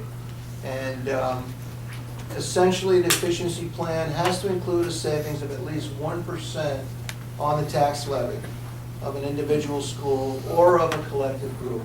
So you can come up with a plan for only the school district, and/or you can come up with a plan cooperatively with other groups and/or BOCES. However, you can only participate in one efficiency plan, and you can only submit a plan either individually or with a group. So you can't choose to do both. If you choose to participate within a group, you can only submit savings included achieved from within the group, even if it is not specific to your district. So what that means is that if we join with another district, and between the 2 districts you share a program, and let's say Bayport Blue Point saves $50,000, we get the benefit of that $50,000 on our efficiency plan, even though Bayport Blue Point may be achieving that savings. And this is really another technical piece, that the efficiency plan must meet the savings requirements, the 1% of your tax levy, for the 2016-17, 17-18, and 18-19 school years. So last time I looked, we're in 2014-15.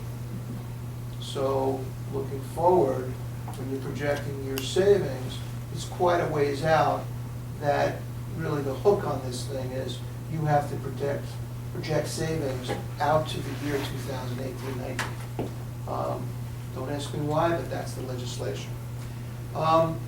What types of categories are allowed and the types of savings within an efficiency plan? You could have cooperation agreements, which are sharing or consolidation functions of services between various organizations. You can have shared services, which is considered functional consolidations, similar to a BOCES. There could be a merger with 2 school districts, and the savings derived through mergers. And there could be regular efficiencies, and that's basically an action taken by a school district that will generate the savings for the period of time that we talked about within the plan. Anything that a school district has done beginning in July 1st, 2012, when districts became subject to the property tax, can use the savings as part of their efficiency plan. However, again, the hook is if you started something in July of 2012, in that school year, the savings have to project forward through the 16-17, 17-18, and 18-19 school year. Okay? So they have to be sustained documented savings.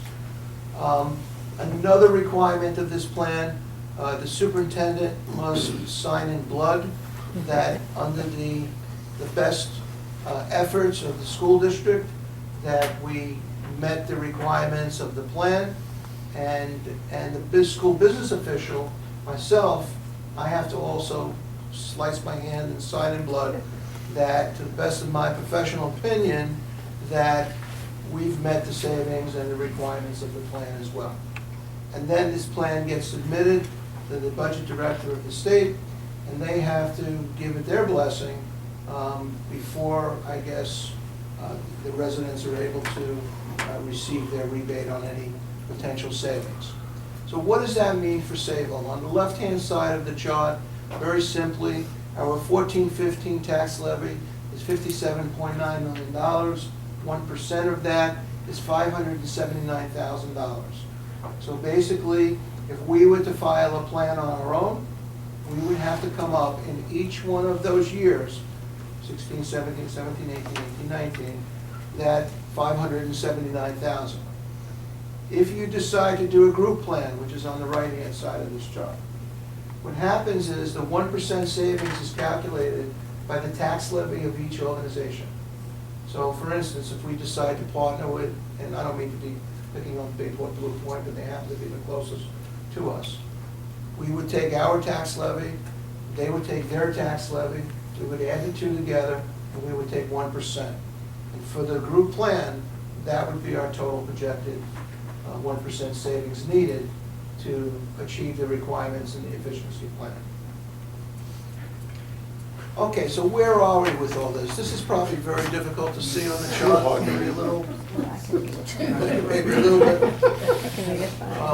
By the way, this was done on purpose because this is what we're going to submit to the state, so they can go through with a fine-tooth Is comb. that shrinking revenue, is that what?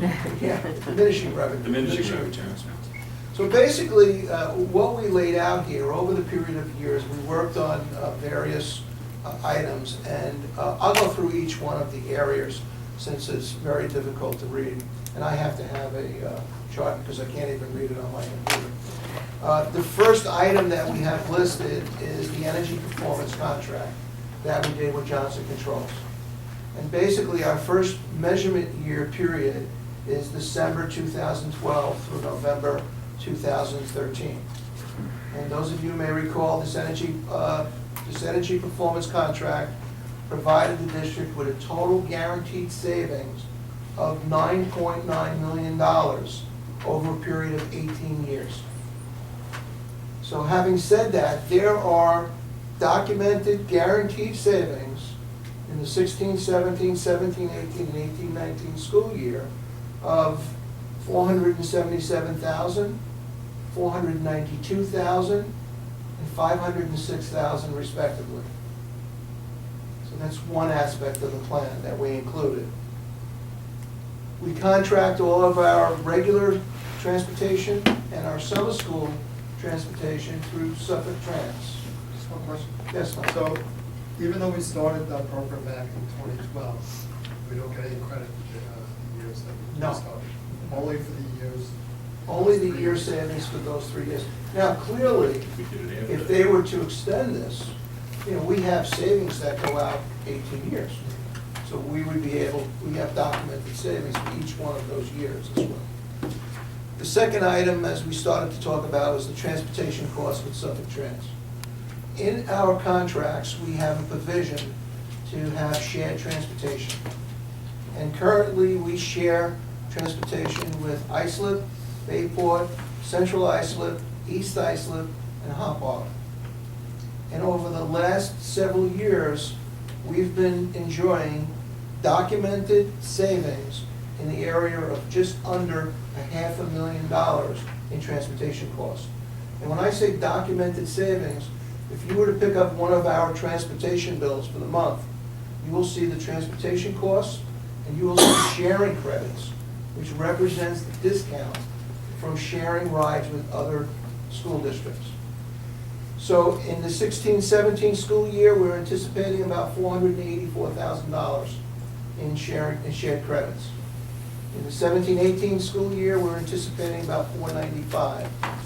And in the 18-19 school year, about $497,000 in savings. Now, those numbers could certainly go up, and I guess if other districts drop out, the numbers can certainly go down, okay? But this is our best guess at this particular time based on historical trend. The third item that we included was the refinancing of the 2002 serial bonds that took place December 11, 2012.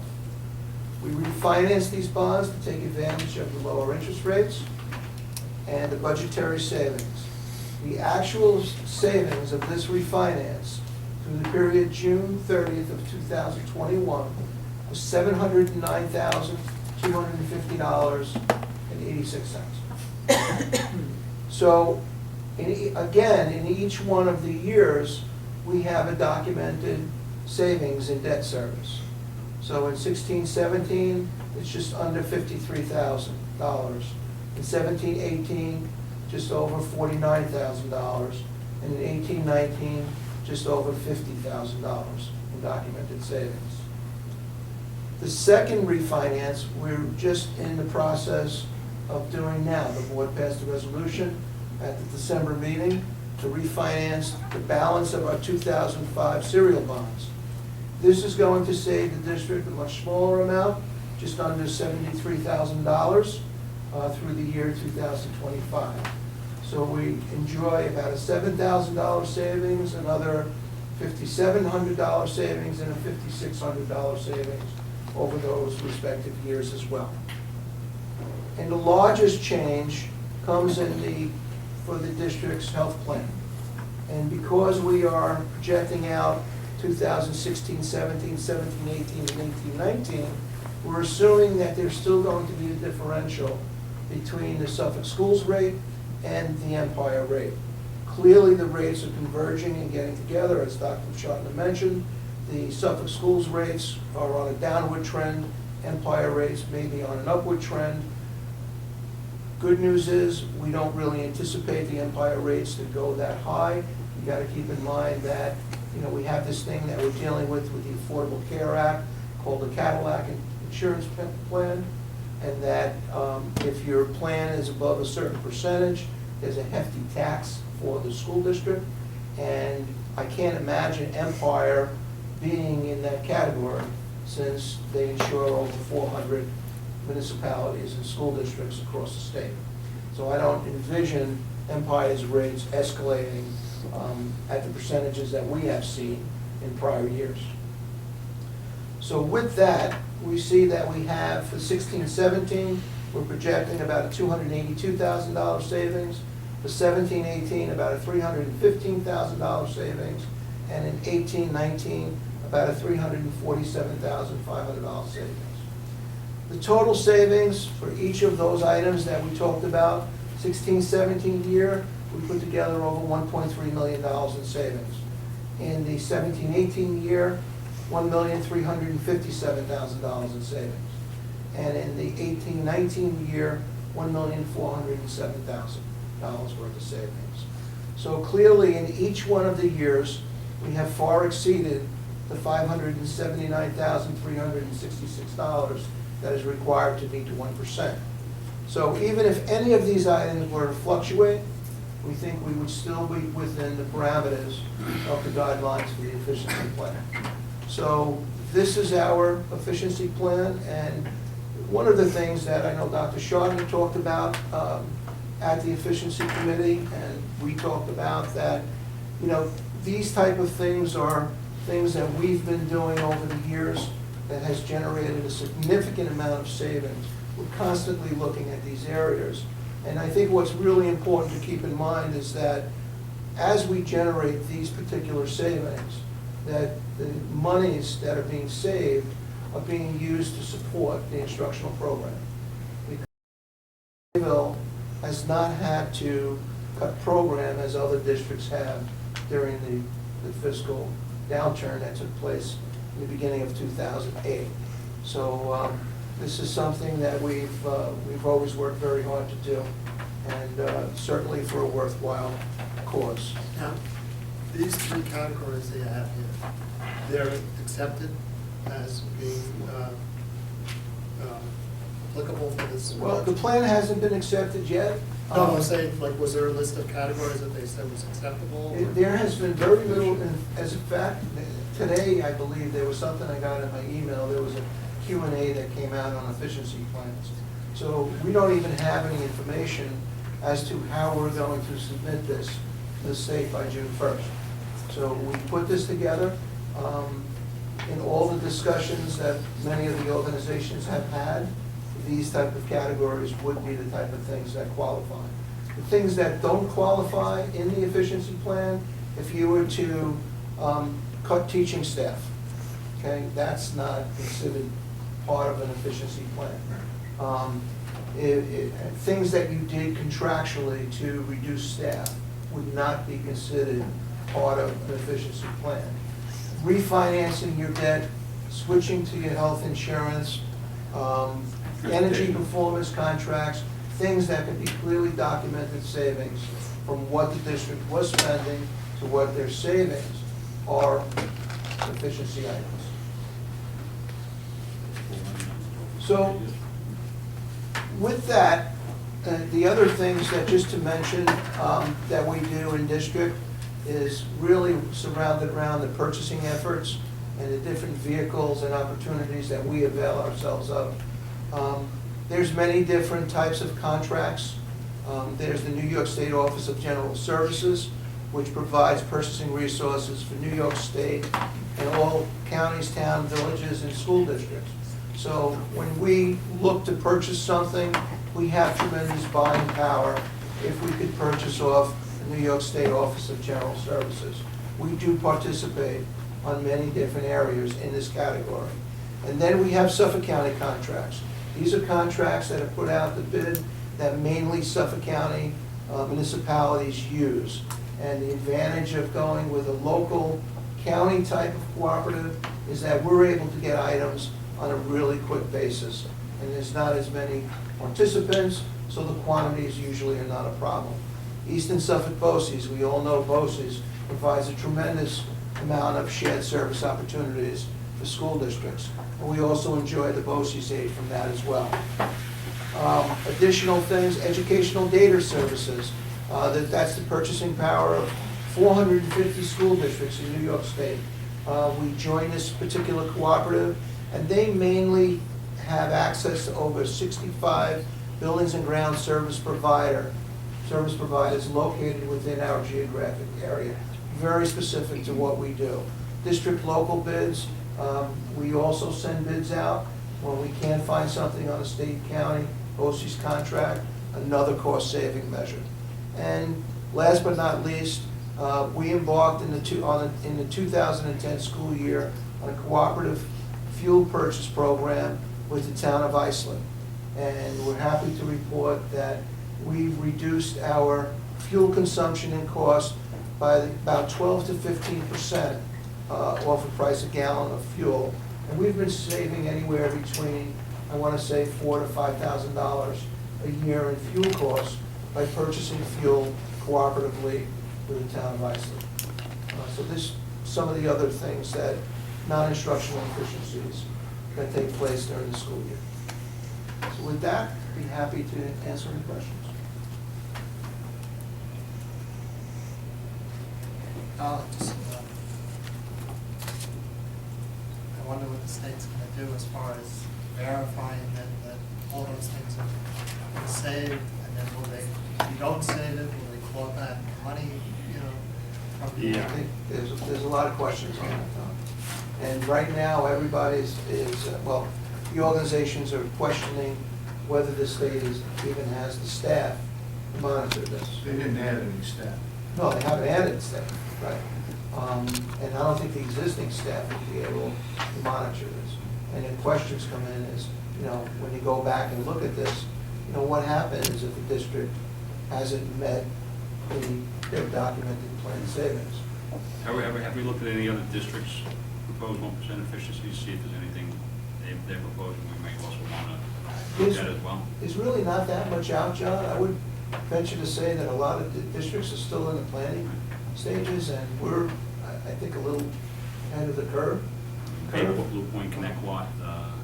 We're actually having discussions with Bayport on various things, but At the end of the month, we have. Bayport's biggest deficiency is in the area of transportation. Yeah. And, they do, we actually work with them and help them put their transportation contract in place for shared transportation. So I think that's their biggest cost efficiency as far I as I know. think it would certainly be a good idea to reach out to some of our fellow districts and town districts to see where they had their efficiencies. So it's something we could also add to the additional what we have now, so be even more safe. And I'd like to also point out that our biggest saver was something that we started long before, the governor or anybody had, an idea about efficiency. The Johnson Controls, we evaluated Energy everything. performance. And I'm happy to say that we're looking to embark on another evaluation of the project, and we're hoping to get a meeting off the ground within the next week or two. Without snow. That's the Without snow. that's the co-efficiency unit we've been talking about, or Carl was talking about earlier? Yes, solar panels and things of that nature. Cogen, sorry, Cogen. cogen. So, thank you. Thank you. Okay, next item is my report on the class size at the fourth grade at Cherry Avenue. I did have the opportunity to meet with two parents from two different classes at the fourth grade at Cherry Avenue. They both shared concerns regarding the class size. Both parents reminded me that in grade 2, this group had 2 sections of 26, which would have been above the current limit set by the board for K-1-2, and they did not receive any help. We discussed the Ames Web results, which do show that the fourth graders are learning at a higher rate than the target level. The math concepts was, to my liking, not high enough above the target level. And that actually was already addressed, and I'll explain that later. One parent explained her concern in a very compelling argument. Her daughter happens to be a high achiever, and she knows her daughter is learning. Her daughter would learn no matter what the class size is. However, she explained more the feelings and the emotional piece with her daughter, not being able to, when she goes above and beyond, share with the class, which is also a learning activity, and she feels that's not taking place. And that, to me, was very compelling. She also voiced concern about her daughter being used as an academic helper in the class, which shouldn't happen. As a result of this meeting and a little reflection, I do recommend to the board 6 hours of aid time per day for the fourth grade at Cherry. However, I don't want to say 2, 2, and 2. I would like Dr. Ryan and the 3 teachers to decide that, because sometimes class size is fluid, and if one of the classes gets smaller, perhaps the one class, which is 27, should have a little more time. So I would like the principal and the teachers to decide that. That's the fourth grade. At the fourth grade at Cherry. Cherry.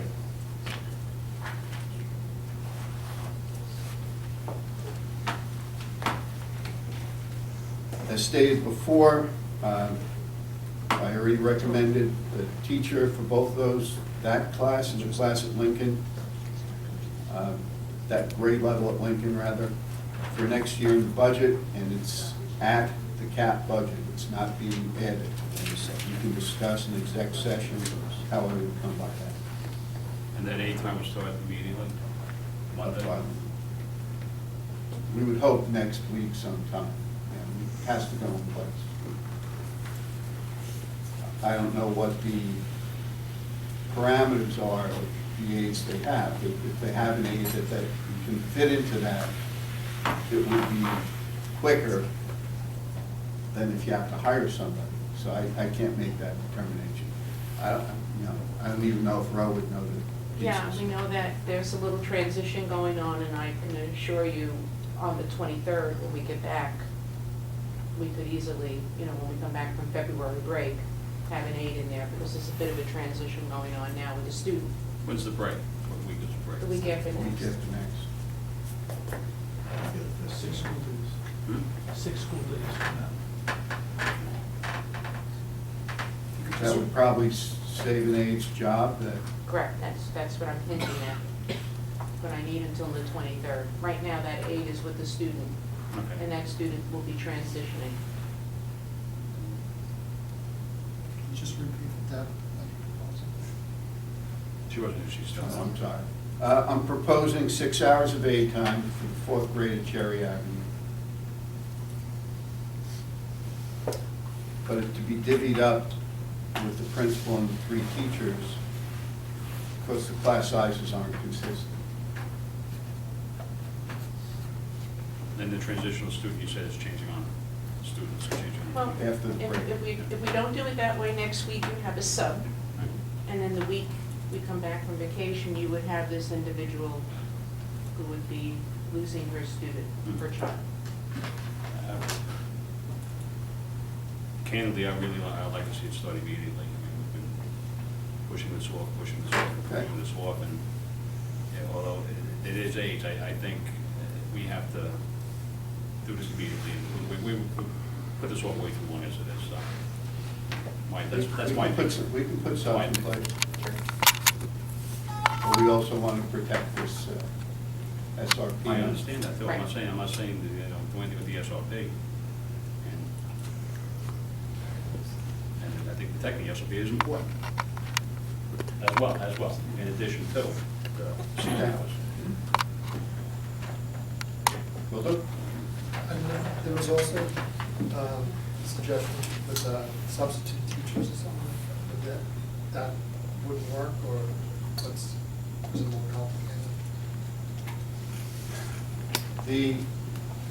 Especially in this case, the aide already knows a lot of the kids. In order for co-teaching to take place, you can't just put a teacher or a substitute in the class. You need staff development, really, for them to learn to co-teach, because most of the teachers aren't used to that. Can there be a transitional period for the aides and they're moving into a sub until they do their professional training? So, I have think- that SRP in place and then fire one. I'm not saying, I don't want to fire anybody, But that's what's going on. I mean, can we move aides around, or is this additional staff? I think this would meet what the teachers requested. Sorry, Colin? That was gonna be my next question, is, did you get any feedback from the teachers when they? Not directly, but the teachers requested through the principal, shared with me. So And the, specifically this person that they knew was losing their job. so these are additional aides coming in, this is not aides that we can, we would move In around. essence, we're not even increasing the budget with this, because this aide was already working, and now the movement of the child caused this aide to become excess. Right, So we're just keeping her working, but she was already in the budget. which is already in the budget.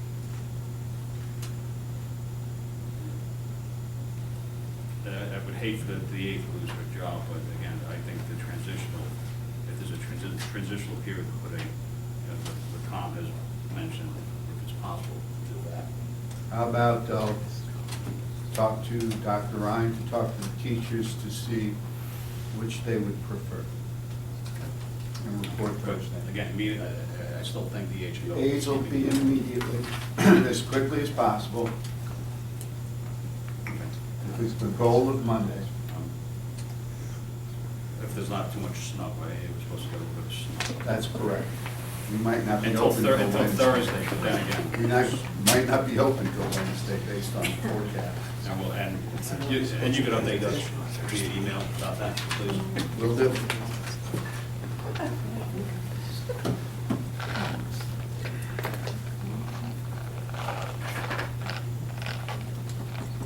And the shed area, again, I'll get you a map of where the shed area would be, and how many students I would just be got- eligible. I'm sorry, I just got on the board, it was a shared area, and I just was probably the resident disabled, so I don't know where the borderlines is, I would just really like to know. Yeah, sure. Where they are. Yeah, that's not. And with the shed area, with the BOCES numbers, can we do a projection Yes. of what we expect What- those schools? What I'll do, make a full Not attempt to have necessarily- it Thursday, but Actually, let's. I will show you where the shed area is, and I will let you know how many kids of incoming kindergartners live in that Okay. shed area.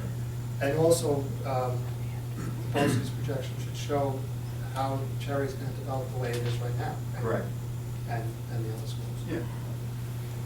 So We have can sheets for that. Can we see if it's maybe a 2-year issue or a 3-year, or, you know, like, It's an every year issue. The only reason the first grade is balanced is because we had 5 or 6 parents that volunteered to move to another building to balance it, and we were able to do that. Unfortunately, that was not the case this year. Now, there's also a piece of property considering development off of, over by, I guess between Lincoln and Sunrise Drive, that, I don't know what the town's gonna do with it, so it doesn't, there's a lot of pressure from over there as well Right. as other civic groups. I don't think it's a good idea to build it there, but in the event that it does happen, we also may see an increase in population from that as well. And and what school It's would they? supposed to be 1 2 bedrooms though, so I don't think you get many kids. I grew up with 5 kids. We all went to the same school, but it should be, what school would they go to? Yeah, like the year before. Lincoln or Sunrise. So we could. Thank you. Huh? Sunrise. By those numbers, Sunrise. Just gotta move the buildings 50 feet, okay. You know, some of the, you know, let's say Lincoln Avenue zone is equidistant from Lincoln Avenue and Sunrise. So really, you're not going further.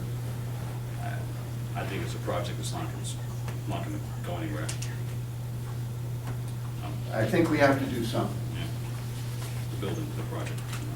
Oh, the building project, Building. yeah, okay. Sorry.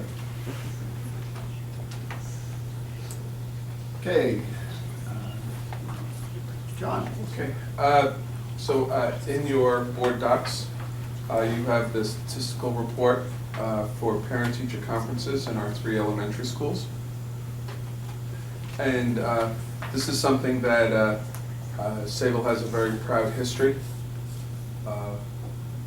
You know, when we say we're partners with our parents and our students' families, and people say, well, can you show me data to substantiate that claim?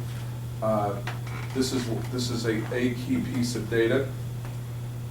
If you look, you can see the numbers of students enrolled and the number of students whose parents came to school for the scheduled conferences. In several occasions, phone conferences were used. And then we do have 10 parents across the district who, to this date, have not been able to make the conference. But our teachers are very persistent, and I have no doubt that they will be successful in eventually getting these parents to either have a phone conference or come in person. So the 3 buildings range from 98.4% to 97.2%, the average being 97.7%. If you ever have an opportunity to talk to colleagues from other districts, these numbers are really outstanding. When I speak with teachers and administrators from other districts, this is unheard of. So it's, you know, kudos to our community, kudos to our teachers. And I also want to put a plug in. We allot 3 half-days for conferences. Our teachers go above and beyond across the board. They were scheduling morning conferences, after-school conferences, so they didn't limit themselves to just those 3 days. They got a lot done in those 3 half-days, but they would never have been able to do, you know, you allot 15 minutes, that they went above and beyond, half hour, 25 minutes, you know, depending on the situation. So a great job by the teachers. You want me to keep going? I just, It's all good stuff, keep I'm sorry. going. I just wanted to add to that. I mean, I know our website is kind of antiquated, but like a fun fact like that. which For our- shows for our how- dashboard? Yeah, well, not Well, necessarily yeah. dashboard, but just to have Put posts it on on. Facebook. Yeah, it's a good Yeah. idea. Get it out to You the know, thanks community. again to the, community, Great idea. We have 1,040-something followers on Facebook. Yeah. Put it on both. Mrs. Minigo, we'll be talking tomorrow? Yes, that's. Okay. And try and use things like that to direct communicate. Yeah, because that demonstrates everybody.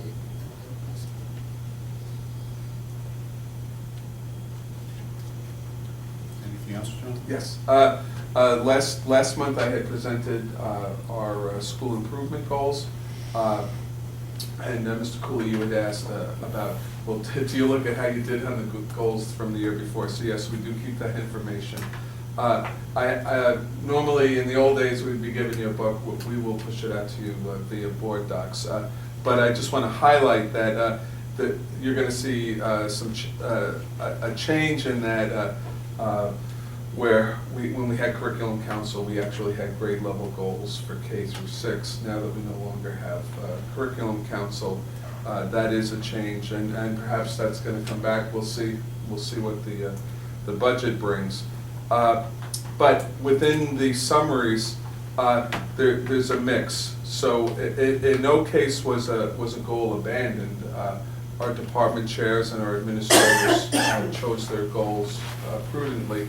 But there are two types of goals. So where a department or a grade level or a building focused on something a task that could be accomplished within the course of a year, they provide data to say, yes, this was accomplished. But many of our goals are an ongoing kind of goal. So what the author will reference it to is we rolled it over. So because like when you look at Common Core or Dignity for All Students Act, those things are really more like a process. So we're trying to continually raise the bar. And so when you see something that's rolled over, that's what it refers to. We've made tremendous progress, but we feel there's still more work that needs to be done. So that will be pushed out through board docs. Thank you. Okay, that ends my report. Thank you. Next item on the agenda is Board of Ed discussion. Hold on one second, I only have like 6% battery left, so that's not me, that's the, Continue to charge it. no, I think we could manage to. We have 3 items on our agenda. I think it's our agenda, right? It's, I think a lot of people have been hearing about some concerns about the chrome rubber infill on the turf fields. Actually, Steve Israel is going to reach out to the EPA for them to do a study. So my recommendation is if when a bond is put up, we change the infill to the cork, and I think it is Called organic infill. organic. And, yeah, it's corn husk and coconut husks. And the next thing is bond FAQs.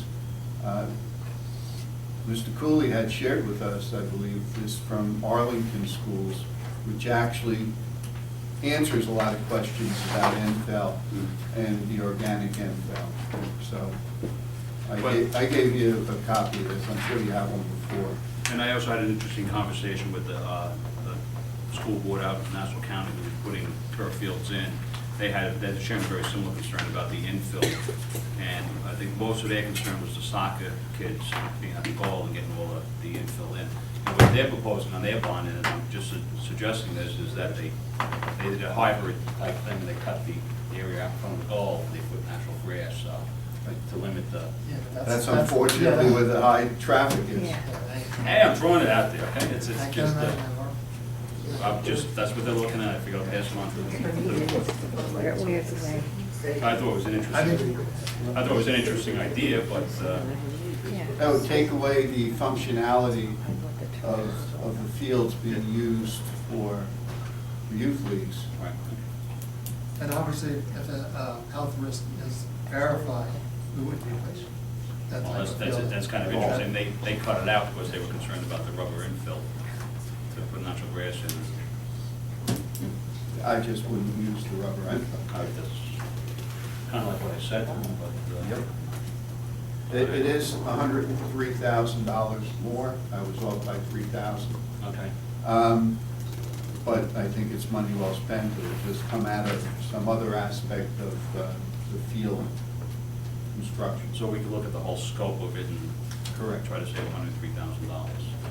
Do that. Yeah, and there was also a conversation I had, they were also very concerned about continuing testing the groundwater and groundwater periodization. I didn't look at that yet, so I think it's. Take a look at this. It really does explain the benefits of the organic infill. So I think it's also. Thank you, something- Mr. Cooley. Thank you, Tom. It's, yeah, something we should also consider going forward, so. Well, I mean, then I'll follow up with the FAQ, because I really feel that we need to get it out as soon as possible. Not necessarily mail it to everybody's house, but I think we need to have it. No? Well, I'm finished. I think we should at least have it on our website, okay?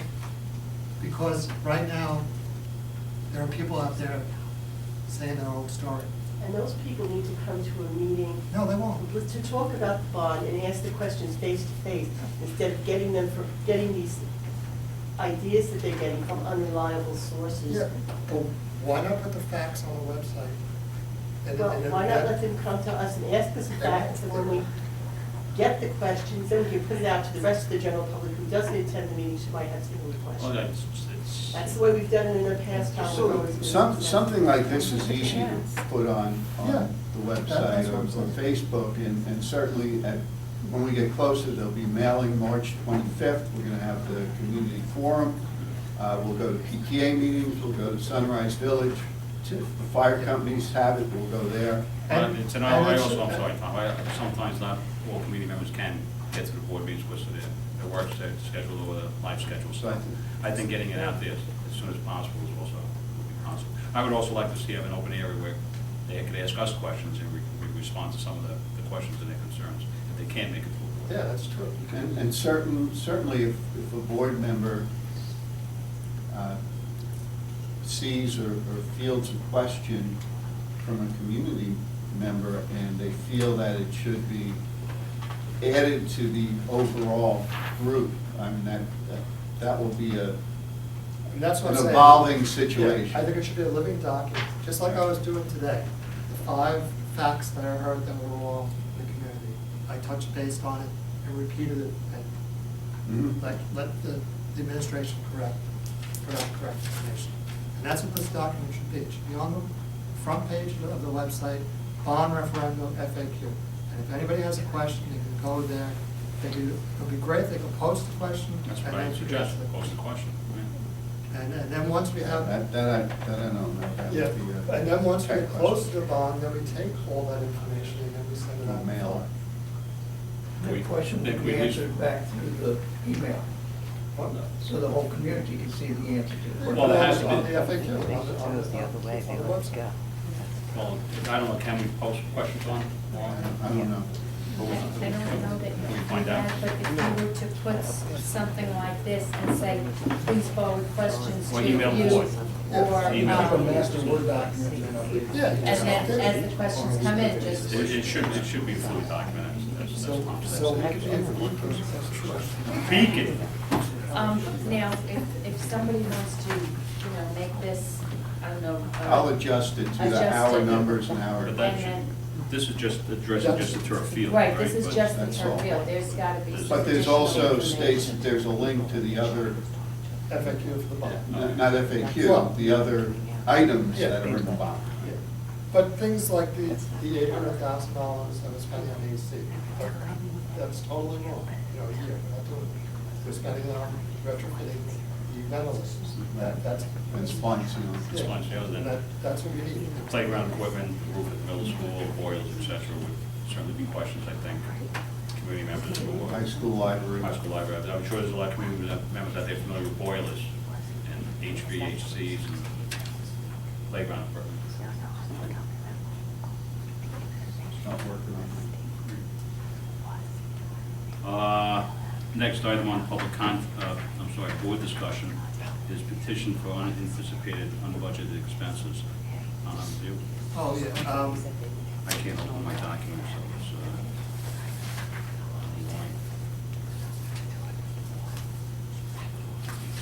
Oh.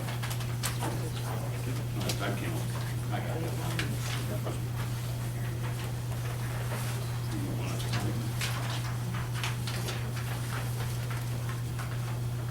okay, I just wanted to follow up, in the last meeting. I asked Mary if she can provide the letterhead and everything, and so this is the actual, petition for board approval.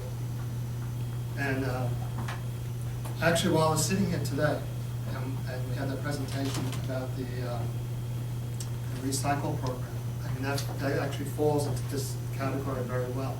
Because here you have somebody has an idea, within the administration, and they could concisely put the information into a document and present it to the board. And then, then we have a record of what we're talking about, and what the benefits are, what the costs are, and we decide what we're doing. That's what the board wants, that's what the. I'm just saying that's just an administration example. The other thing is, like we agreed to, is for extra, for items that are over budget, that are not in the budget, I feel. Yeah, that's what I thought this was That's what for. that's what I thought. Yeah, I mean, that's definitely what was for, but when I heard that presentation today, that really, it's almost like, why did the school board enact a recycle program? It would be all right there on a two-page document, tops, what the benefits are and everything, and I gave the finished document to Mary, so she has it. And as far as additional items this year, the only thing we have so far is the software for business office. No, Those are already sorted. we had a .8 ELL teacher. Family moved in and were ELL and had one student in middle school, one student in high school. We had the boilers at Cherry Avenue. And to say it is not, because it's existing staff. I think it would be reasonable going forward. And I think it would also be reasonable just for unexpected budget expenses. Going forward, I don't want to go back and the doctor's decision's already been made. I just know from my experience, whenever you have an idea or a concept, it's a very structured way to present it to And that's fine, as long as that's what the board wants. It should be a board decision. Well, we already agreed on the extra budget. Yeah. Yes. I would say going forward. Yes, as long as in the boiler situation, you don't want it to inhibit the job. No. I think something like software, where it's a process, Uh-huh. it makes sense. But And you can retroactively do that. First we do what we have to do, and then you can document it later. That explains why we exceeded our budget. So this is what you want someone to do if they want to bring a club or something like that, with you all this. Yeah, I think the structure is great. Gets presented to you. Yeah. I'm not saying necessarily that it has to be done that way. I'm saying like, if somebody from the administration has an idea and wants to present the concept to us, this covers everything from A to Z, basically, for us to make it appropriate. And then memorializes that we have it on record Were you able to get this information? all over the place. Verbally, Well, you have to do some work to do this job. no. The board should have a document of what's being asked. I think it's a reaction. What?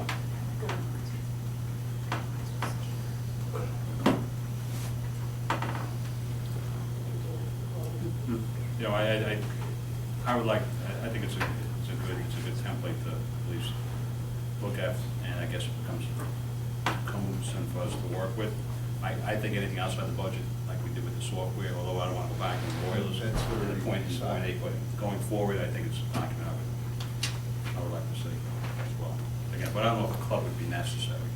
I think a recommendation for a club may come up, but Usually wait, the let me clubs are finish, in the budget. let me finish talking. If a club, if someone recommends a club, and what's, you know, that sounds like a good time, then you can memorialize and what the cost on what the needs can be. Usually clubs are in the budget. I'm just throwing, Debbie asked the question.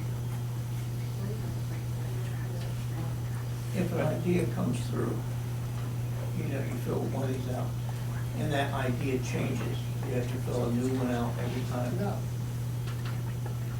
I would just say, How are we think gonna about, get that? So is this the end project prior to the beginning project? this is the proposal for a board approval, whether it be a For any new concept. program that we, you know, say we have proposals for new program advisors, this process happens at the beginning and this process happens at the end. No, it happens. I mean, you know what those proposals are like, they morph over time. Until we shake out what's best for the students, until we shake out what we can afford. Is this the end of the beginning, or do we have to do it over every time the program works? You know, I find it. My concern. I don't think Tom's asking for this to explain the 3 teachers that are in the budget. Well, No. your interpretation is just that it's something extra budget. This Yes, is, that's fine. But he's, you know, it's not. let's it's say not- we want to implement this recycling program now. It's The not in the budget. expenditures are not in the budget. Yes. Yes. They'll be realized down the road, but they're not in the budget. So they can fill this in. Okay. Yes, that's my understanding. And That's my and that's all I'm saying, because actually the public doesn't have to document. The Amen. first thing it says, That's what's the reasonable. topic? Second category is what's the current situation? We don't have any recycling. Yeah. Okay, aims and measures. I understand. To educate, to save money, Mhm. economic evaluation. It's a What is the reason- cost? it's a What is the reasonable return? idea. Reasonable Communication, concept. what do we communicate? Hmm? It's a simple document. Don't we get this information on our board docs? All of them. Not completely put together. It's a puzzle. Let's put it all together. It formalizes the process. Yeah. Right.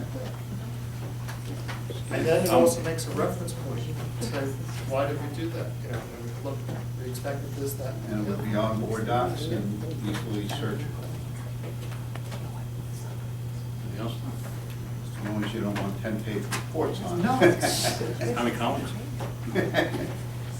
I look at it, I have a full-time job, and you know, we talk about a lot of topics here, I talk about a lot of topics at work, and, you know, a week later, I necessarily can't It's good, remember it's what good to go back and look at it all in one place.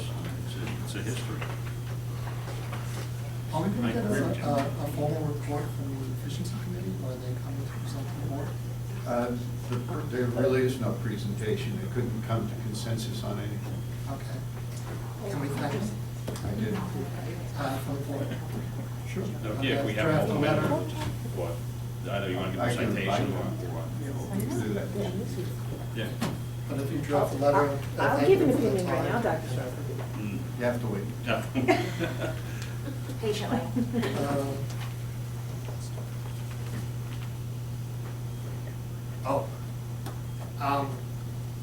Last week, we had a nice state of the state from the business office, and I'm inviting, you know, Rosemary, Peter, and John, you want to share with us any issues that you have in your areas? I think I'm scheduled for May, right? Yeah. John? Special ed always does report to me. But, one of them. That's all I have. Thank you, Tom. In addition to the 3 items we have on the board discussion, this Saturday, we're at a legislative breakfast in Longwood. Hopefully, we're going to have a chance to speak with some of our local representation. You come? No? I didn't get the invite. Huh? Huh? I wasn't invited. You came last year, all right? I did. Okay. I apologize.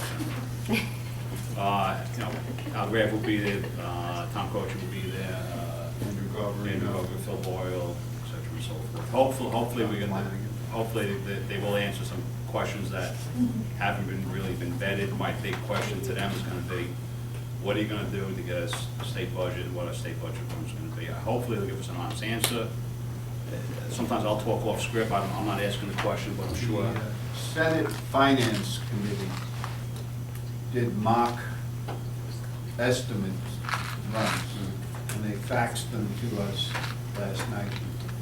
So we do have that, and it was right in line with Mr. Belmonte's estimate. As I said earlier, if the governor doesn't want to govern, And that's was at the lower end, 1.7%. I guess we'll report back to the community on next Thursday what they say. In addition to that, I'd like at the next board meeting, I just got back from Washington, I had a chance to meet with some of our federal officials. I met with Peter King, Lee Zeldin, we had some conversations with Chuck Schumer as well as former Commissioner John King. There has been a lot of talk, I won't go into too much detail because I want a couple more people here about restoration of IDEA. And I had Dr. Shaw actually give me some preliminary numbers of what we get compared to what we spend. We get roughly $770,000. We spend 16 million, roughly 16 million. It represents roughly 16% of our budget. The federal government is supposed to give us 40% of what we spend. We get roughly, I don't know what percent we get, but 1%. fraction. So we get 1% of the 40% of the 16% that most districts get, so we're extremely short and deficient in that.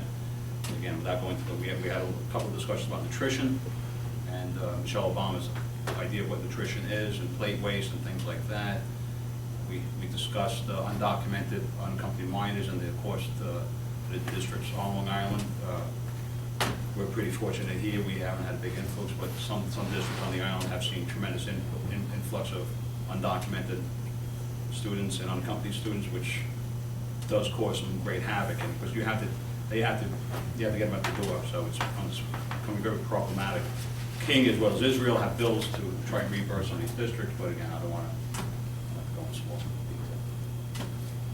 It was I thought it was a productive meetings I had with them. So let's keep our fingers crossed. That's all I have. I have something I'd like to share and just reiterate to the community. John Belmonte was explaining in reference to our governor that he's not going to have, we're right now in the process of coming up with a budget for next year. And we have our figures and the facts that the administrators are suggesting and promoting to us. But what I would like to talk about is, I don't know how many people saw in the paper a week ago from our governor that he is not going to sign the budget that he has come up with until our elected officials has agreed with this budget. So we're trying to put together a budget here, and our governor is not going to come out with the figures until around April 1st or whatever. This is very, very unfair to the communities because we're working with magic numbers, for lack of a better word, because we don't have any concrete fact of anything. He put out what he had proposed to give us, but we don't have any guarantees of this happening. But yet we, the school districts all across the state, have to come up with a certain budget by what date for our May vote? Has to be adopted in April. Okay, it's got to be adopted in April. So we're coming up with all these figures over these several months. And then finally, when he decides to give us a budget of what he is promoting, telling us that we're going to get, now we got to go back and readjust, or, it could be a plus or a minus from whatever happens. My main point is, I feel very strongly, you've heard me say this before, that the entire community, the entire state, should be hammering away at our governor, at their elected officials, and saying, this is totally unacceptable. We put these people in office, we should let them know that we can vote them out, put a new guy in. We don't know what the new guy is gonna do, but we cannot continue going on like we're going on and just keep, a blank check for these guys. when they don't care. John and I go up there all the time, he just come back from Washington. They tell us one thing, and the last couple of years when him and I have been up there, we come back, and a week later, everything they told us is a waste of time. But they have told us 100 times, and I told the other board members, you know, anybody that talks to their elected officials, they will tell you one thing, and then, you know, it doesn't really bother them to change their mind and say, well, you know, because we're not wasting our time, but we're going up there with the community's input. And we've told them that. We're not speaking for ourselves, we're speaking for the community. So I think it's very important that everybody, since we have the computers today, is to write a little 4 or 5 page, not page, I'm sorry, 4 or 5 line saying stuff. In reference to, you know, what you're doing is unacceptable. We need to know now. And just keep inundating the governor's emails and his phone and everything else. And 2 or 3 years ago, I was at a big meeting, and they had everybody take out their cell phones and do it at the same time, and they actually destroyed the governor's email system for a couple days because it was just too much at one time and just went balooey. So my statement is, let's, you know, tell your neighbors, tell your friends, tell your different groups that you meet with on a, you know, monthly basis that we have to get in contact with our elected officials. Thank you, John. Thank you. Governor, the governor's contact information is on the GEA cards, which are on the table. Well, I don't want to take too much other more time, but speaking of GEA, there were 2 bills, and one in the Assembly, one's in the Senate, for full restoration of GEA. It's a bipartisan bill. I don't have the bill numbers. I'm looking for them. I can't find them, but I think they get them up on the website. So they need co-sponsors of these bills to keep on pushing them forward. I mean, it'd be great if they pass these bills, we get full restoration of GEA this year. You know, it's something that I've been trying to promote for a long time. There's lawn signs out there, there's PAM, there's palm cards, etc. So I'll try to get the bill, I can get the bill numbers up on our website. That's it, sorry.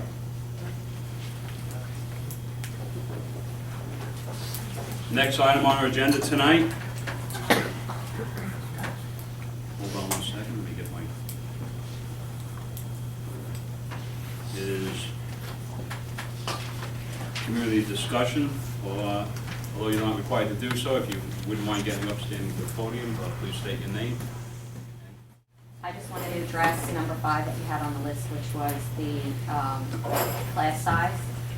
I think it would be in the best interest of the children to implement Dr. Partner's plan, which would be to have those educators for next year. I just also wanted to remind the board that if we implement a temporary aid until we speak to the teachers and decide whether or not we can move forward with a substitute, which I think would be in the best interest of the children so they can be instructed. It was just recently done with kindergarten classes, I believe. So there were aides in there, and in 3 of those classes, an aide still remains in one of those classes, and 2 of them you have now put substitutes in. I think probably it would be best to carry on the same delivery of education for all of the kids that they need. I also think moving forward, it would probably be in the best interest to evaluate all these children on the same level. Meaning our class was evaluated on an RTI evaluation, whereas kindergartners were solely done on numbers.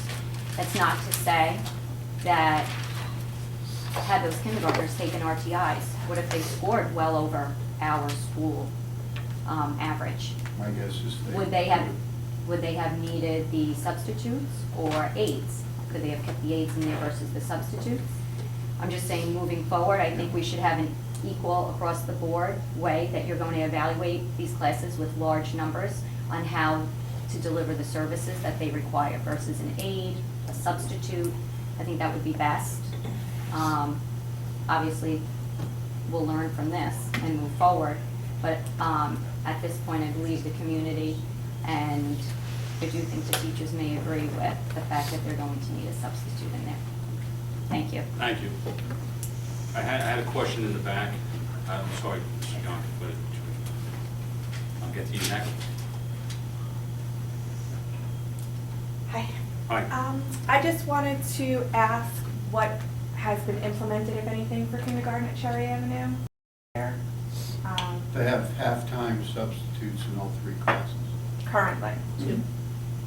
Two of them, I'm sorry, we only could get 2, and we have an aide and a third, because we couldn't get Right. 3 And that, we may substitutes have to take the a new job. one on, a new But we're teacher. still working on it. Is it half-time as in half a day, 5 days, or 2 Correct. days, 2 full days? Half a day, Half a day, every 5 day. days? Okay. Thank you. Okay. Mrs. Young. I I'll get just- the gentleman in the back. I just have, Mr. France, that's where I hand go up. Next. Patty Yonkers. I just had a couple of questions. In terms of the shared area that you were talking about,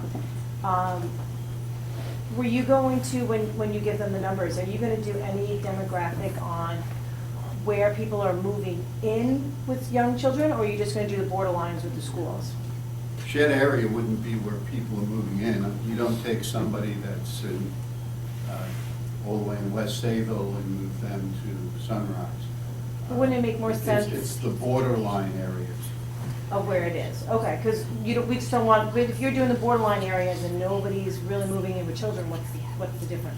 We'll see if that's the case. What the board asked me to do is determine the areas of what would be considered shed areas.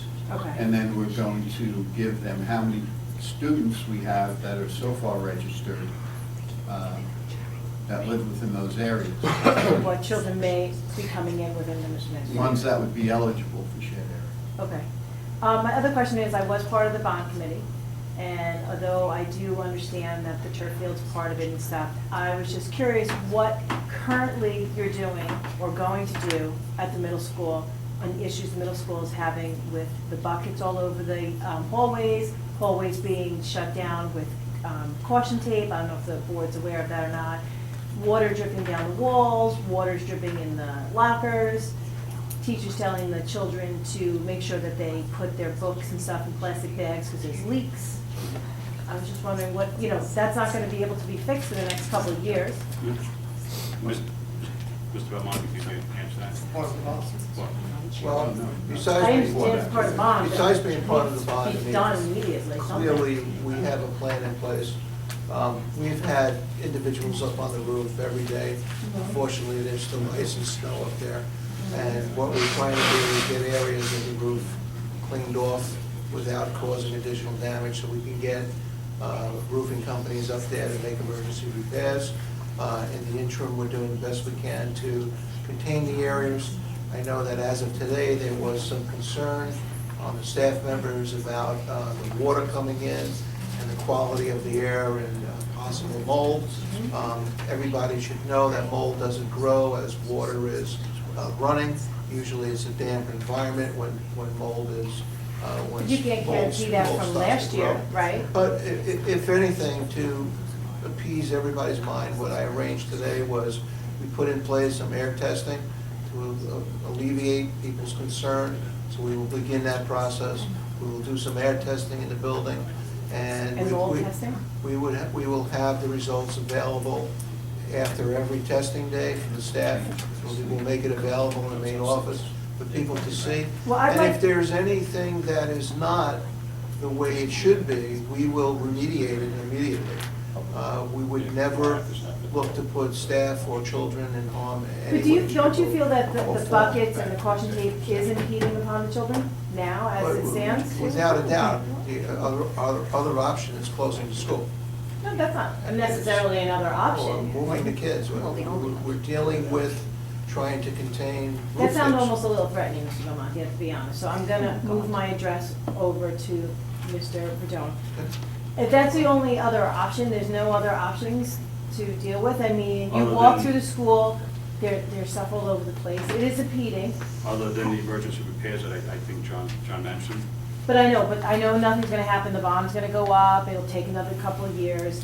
I do think if there's an air quality test, other than just making it available on in the main office, I do feel, and I agree with Mr. Cooley, it should be put on the website, because you're getting people out there talking about it, and the answers aren't getting provided to the public. So why just put it in the main office? Why not get it to the public accordingly? I don't understand what you mean by main office. Maybe I didn't hear John's response He to said your the question. results of that air quality test is just gonna be provided into the main office at the middle school, where people do work, and they're not always in the middle school in the main office. We didn't even know he's gonna do an air quality. Why not the district just let parents know we are gonna do an air quality test? We know the problems there.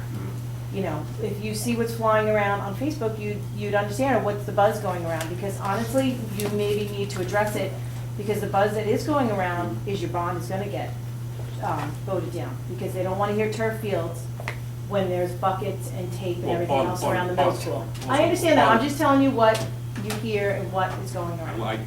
I hear a multitude of I'm sure you things, do, and the roof does need to be fixed at the middle school. It's a tremendous concern of myself as well as the rest of the board members. I didn't know we were doing air testing until this evening, so it's. That's kinda sad. Huh? That's kinda No, sad it's as the not. president of the It board. just happened, John just decided to do it today. Well, just to clarify thing, that decision was made late afternoon in Yeah, I my just said that office today. from a request from the middle school staff, so we didn't have a chance to discuss that.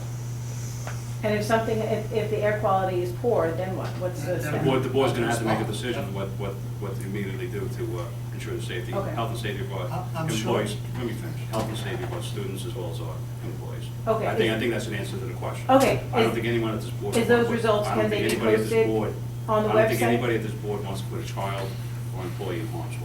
Can those results be put on the website, as opposed to just putting it in the main office where it's not readily available? I'm speaking for myself, I don't speak, I don't see why we shouldn't.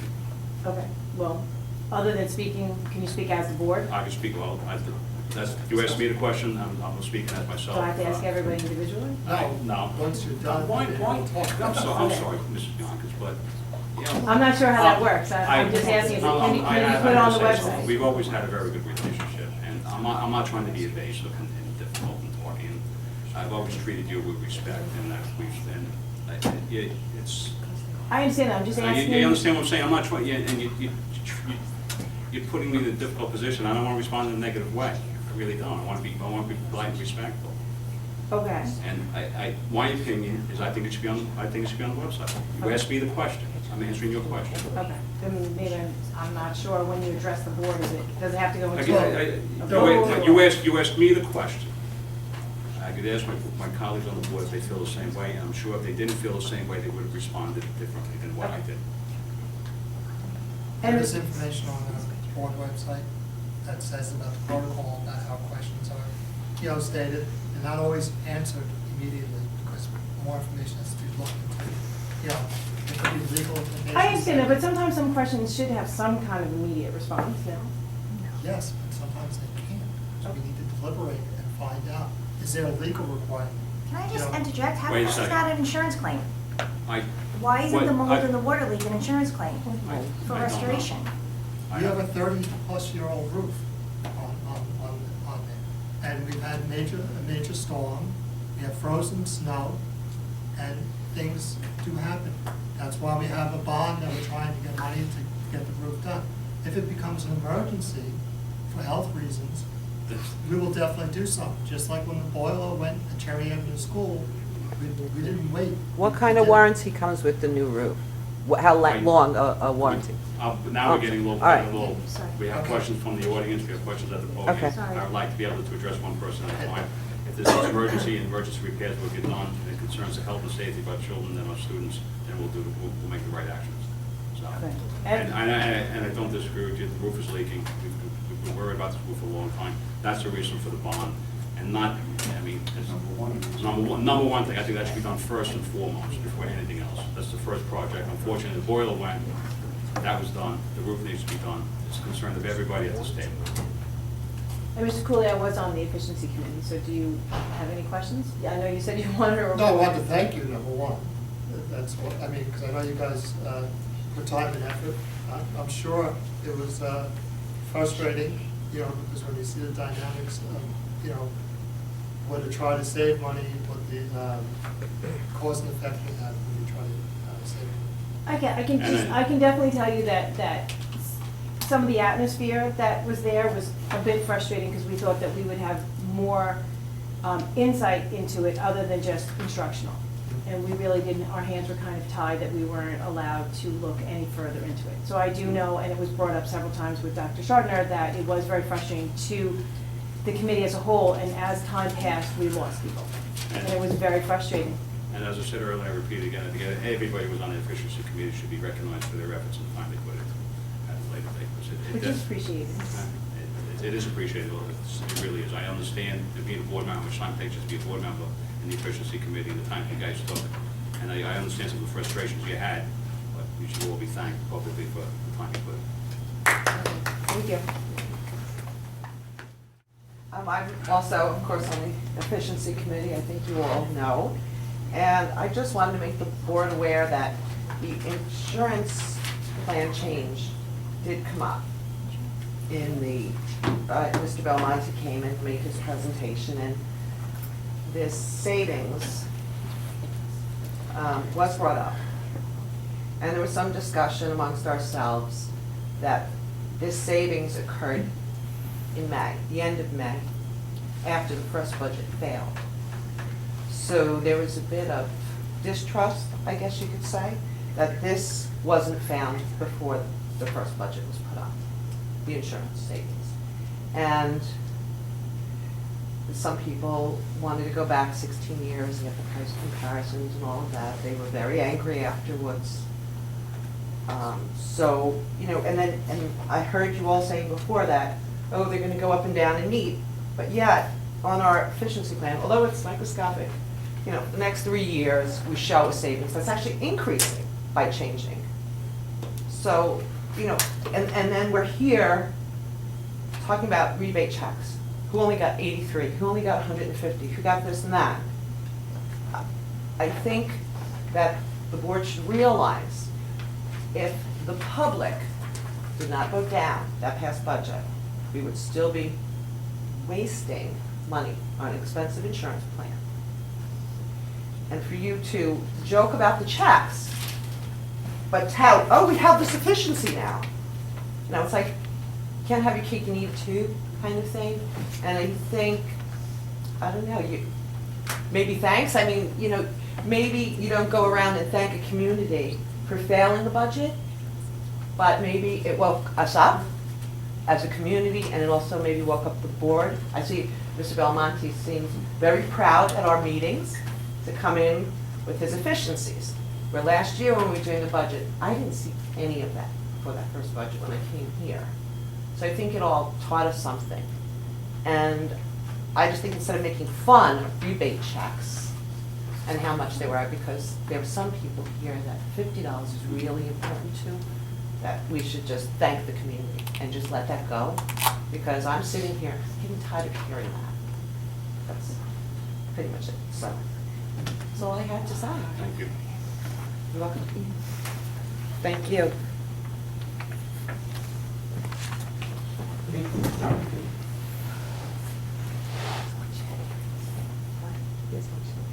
So, I've evidently been volunteered to give a quick status on the fencing club, and my notes disappeared on me. That's the part. I actually had them written down on a piece of paper, and they're sitting in the back of a 717 flying back and forth between here and Boston right now, so it's one of those nights. In any event, the club is coming to an end this Thursday, and the kids and the parents are just very grateful that they had this opportunity to have a club. Matter of fact, the kids and the parents would like to speak at the next board meeting, and we've been going back and forth with them. You know, first, like about 15 kids wanted to come up and say what a great time they had, and we've kind of pared that down to 3. And it's budget season, so we realize that's probably even too much. So probably in the next board meeting, we've asked have one speaker, one parent, one child. They can have other kids with them, but we're going to try to keep the time down. But they would like to thank you for this opportunity. Of course, at the same time, we would still like to push to consider having, you know, fencing become into the fold so the kids can, you know, compete both across the county and for scholarship money. I know there's other issues, I realize this is lower priority, it happens to be a low budget item, so we're hoping we can work it in that way. And one takeaway I want you to think about is, we had 40 kids join. And of those, about 40% of them were children who were not involved in sports, period. Right? So we're not just asking for yet another sport in the building that's gonna, some kid's gonna say, well, am I gonna do football, am I gonna do wrestling, I'll do fencing, and there's no gain. You're actually pulling in kids who just aren't doing sports. We had parent after parent was telling me how they said, oh, I wanna do fencing, and the parent was like, really, are you sure? And the number would actually be higher, so we didn't think this, it was all just kind of unfolding. There was a bit of a tryout to get on. It wasn't really a tryout, nobody was gonna be cut, but there was calisthenics and work that kids had to do to get, that they would be expected to do. And the realization after the fact is that some of these kids aren't up to something like that. And so next year, they're gonna try to pare that down. So, the goal is to try to get as many kids involved, sure now it comes back. Get as many kids involved who otherwise wouldn't be doing anything. Thank you. Thank you.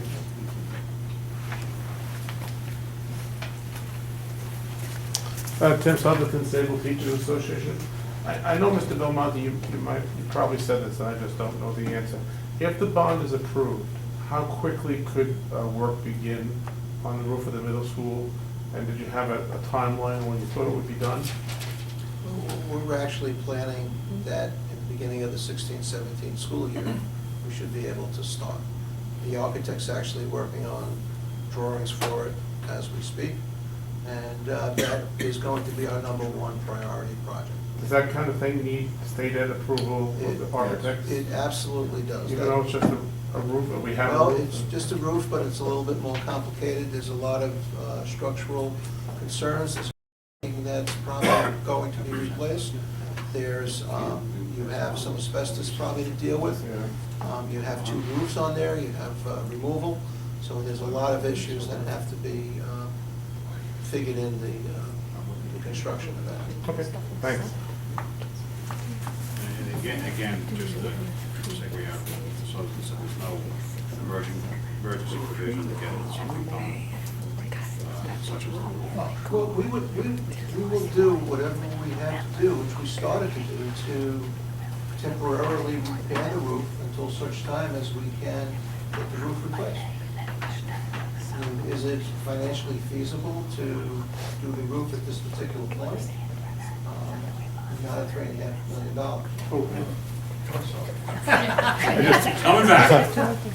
If the bond is approved, and if the situation at the middle school becomes, to the extent that the board feels it's an urgent health and safety matter, could the bond money be used for an emergency purpose? Like, I know when there's like when a high school roof collapse, in the middle of the year, they could authorize an expenditure. Could they utilize bond money should some extreme dire situation occur next year? As long as the bond referendum has been approved by the voters. Okay. Then it's a legal source of funding. Okay, good. And just to, one of the community members asked a question about insurance, have we investigated if there's any? Hi. Yeah, well, Sorry, can I? Have we investigated any possible insurance claim that Not at this time, to the best of my knowledge, this is a maintenance issue on a roof that's failing. right? And there hasn't been any storm damage that has caused this specific problem. We've been dealing with deterioration of this roof. Excuse me? You were hoping with Sandy. Yes, that would have been nice, but unfortunately that didn't happen. So this is really a maintenance issue with a deterioration problem that we've been dealing with over the last several years. Just And that's it's one of the reasons why we had this as a priority in the bond referendum. just as, I mean, you said you didn't, can you just at least investigate the fact that we got insurance on it? Would it We can certainly inquire. I mean, the worst can happen is to say no, the Yeah. best can happen is say, we'll give it, we'll give you some emergency funds to fix it. We can certainly inquire. I was talking more for insurance to have somebody come in and clean the mold as a restoration company. You can have somebody come in and there's no mold or there's no Well, we don't know. fear. We don't know that. Can you stop? I'm sorry, that, these weren't one of my questions, it just popped into my head, but if you have a water leak in your home, insurance company's gonna come, and they're gonna have a company come in and wipe down all your lockers, they're gonna, so you can prevent any type of fear, and that should really be covered under your insurance policy. It's a good point, thank you. So, that's where I was going with the insurance, not so much of the repair, but the cleanup. Well, in addition to the repair, you make a very good point, thank you. You would ease a lot of parents' fears. Quick question is, how's my completion date on the girls' locker room? Are we gonna meet our deadline? It's in process. Okay, just hoping to meet that deadline. As long as, unfortunately, we're at the point where, as you can see, the walls are up. Mhm. We were hoping that the roofers would be able to get the roof on as of last week, and unfortunately, because of the weather Oh, I and the get it, temperature, I'm just that wasn't hoping there, that there's so no other we're, big snafus or. no snafus other than the weather. Okay. And, the most important thing that we do now is get the roof on. And once we get the roof on, then we can get the other trades on the inside to continue. Okay, and another question is, what is the sale on the vacant building sitting on Division, your old maintenance building that was supposed to be revenue? Tyler? Tyler. Is it just still John. sitting there? Because I'm just wondering, when you're looking at the budgets. I know we're having some, We're actually going to be talking to the board about that in executive session. We have had some offers on the property. Okay, We're going to be reviewing that with the board. wouldn't that offset some of your costs to We've help had, with? we've had a considerable amount of interest on that property. Okay, And, people have been challenged with different opportunities in developing that piece. So we're definitely on top of it. And if we do sell it, it will certainly help offset additional costs. okay, my third question is, what is the difference between a univent system and an economizer system? An economizer system might be a little bit cheaper than a univent, so I don't know. I couldn't answer that question because, I'm just wondering, because I know economizers will pump in fresh air in commercial buildings, so I didn't know what a univent system is, and is it cheaper to, I don't know the difference, that's why I'm asking. I couldn't answer that question, John. Could somebody Can you answer find that out? question, or- We can certainly ask the engineer. Because again, this is what they pump in your big stores, and it might be a cost savings to the district. I think we could get back to it and answer. That'd be great. That's it, that's all I got. Thanks. I forgot to thank you guys. I just want to thank you for looking at the caulk for the turf field. That's it. I forgot when I got there. I'm real sorry. I But appreciate thank that. you very much. Thank you. The tire is a worry for a lot of people. Okay, I'm gonna get to this community member, then I'll get to you. Just had a quick question about when you said about the construction on the girls' locker room. I spoke with the people at the library recently because there is no parking in the library parking lot. I went there with my preschool the other day and we could not park at 2 o'clock in the afternoon. And I called the library, like, what's going on? This has been happening a few times, and they said all the construction vehicles from the work, which I understand, are parked there as well, and that they don't own the parking lot, it's owned by the school district, and to take it up with them because they are fed up. So is there any way that maybe the construction vehicles could park? I apologize for the inconvenience, and another question I'm gonna defer to John Belmonte, because he's the guy who's If it out was there. the middle of the summer, it wouldn't be a big deal. I could park here or park, the next lot over, we could walk, but walking like Yeah, I can assure you that in our discussions coordinating that job, the construction workers are not permitted to park in those parking lot spaces. In the library parking lot? So they are not taking up library parking lot spaces. They have been, their vehicles are kept on site, and we have designated 3 spots in the corner by the roadway for construction vehicles. So That is they not are what the not, light- first of all, over the last couple of weeks, we really, with the weather, we really haven't had construction vehicles and construction people working. And I'm sure the snow. The only Snow, individuals yes. that were really working prior to that were the bricklayers. There are And- vans there. And the bricklayers, were working on site. The day I was there were men walking around, there are big vans with Hard hats tools and on stuff, top yeah, of you pretty them. much Yeah, look like they were definitely construction construction guys. And the library says they have no designated spots, that what they do is put cones out in a few of the like first 5 on either side, right in front of the library, and they try to hold those till 10 a.m.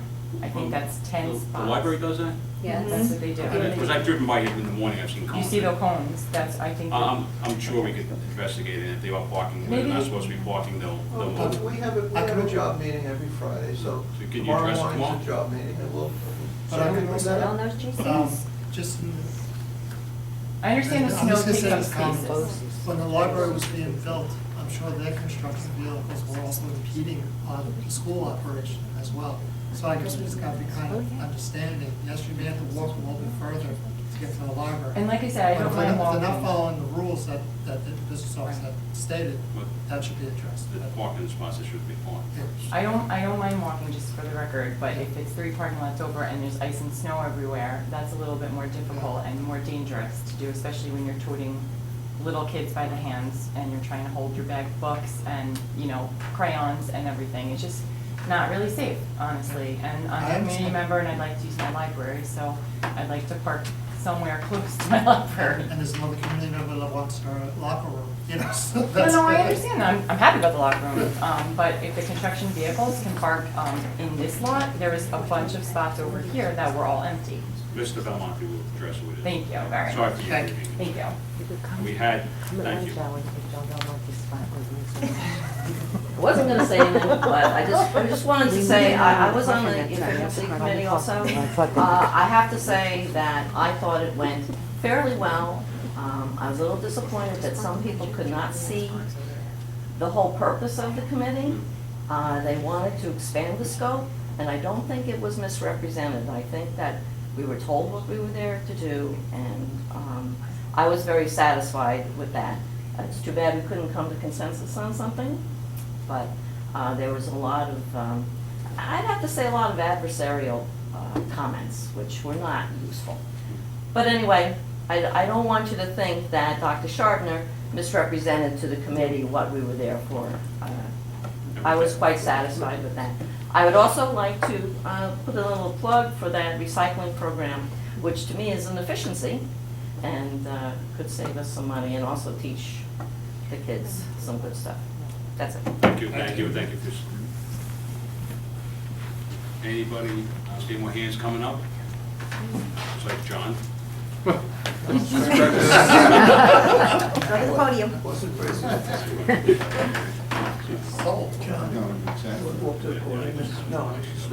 Yeah. Wait, I do have one more. I'm We're so gonna- sorry. we're It gonna popped give you out of my last head one. because I did the insurance. Can you just, Ugh. I know, I'm sorry, but I'm loud, trust me, you can I hear want to make me. sure I hear you just as much as you want to make sure you hear me. Wellness center. Why can't, when the wellness center was first built, the community was told that it might cost us like $10 to use the wellness center. And I know that then you have to pay somebody to be in there. Okay, I'm not even asking for myself, I'm asking for the students to be allowed to use the wellness center. And I don't know if it's something maybe this is after hours, not during gym class, as I thought Mrs. Whitman was doing something. it's not all the time, and I'm thinking you have how many gym teachers, maybe they can rotate as part of their, as part of their, you're a gym teacher. Give these kids an opportunity to go in there conditioned. I'm paying, honestly, $300 to have my son in Revo for one of my sports, speed and agility training for another, and we have a big, beautiful facility that can't be utilized because they're getting kicked out. You know, at least have it open so they can go to 10 and then be there till 5 o'clock. So it's just an unutilized, beautiful facility sitting there that maybe you guys can come up with somebody to supervise without coming out of the community's pocket to pay somebody to sit there. Thank you. Thank you, Okay? that's great, right. So, Okay, that's it, I'm done. thank you. Yeah, we can all I'm go. going to ask one more time for show of hands, and if John Belmonte doesn't raise his hand, we're going to take a 5-minute recess. Back at 10:20. We go to exec session.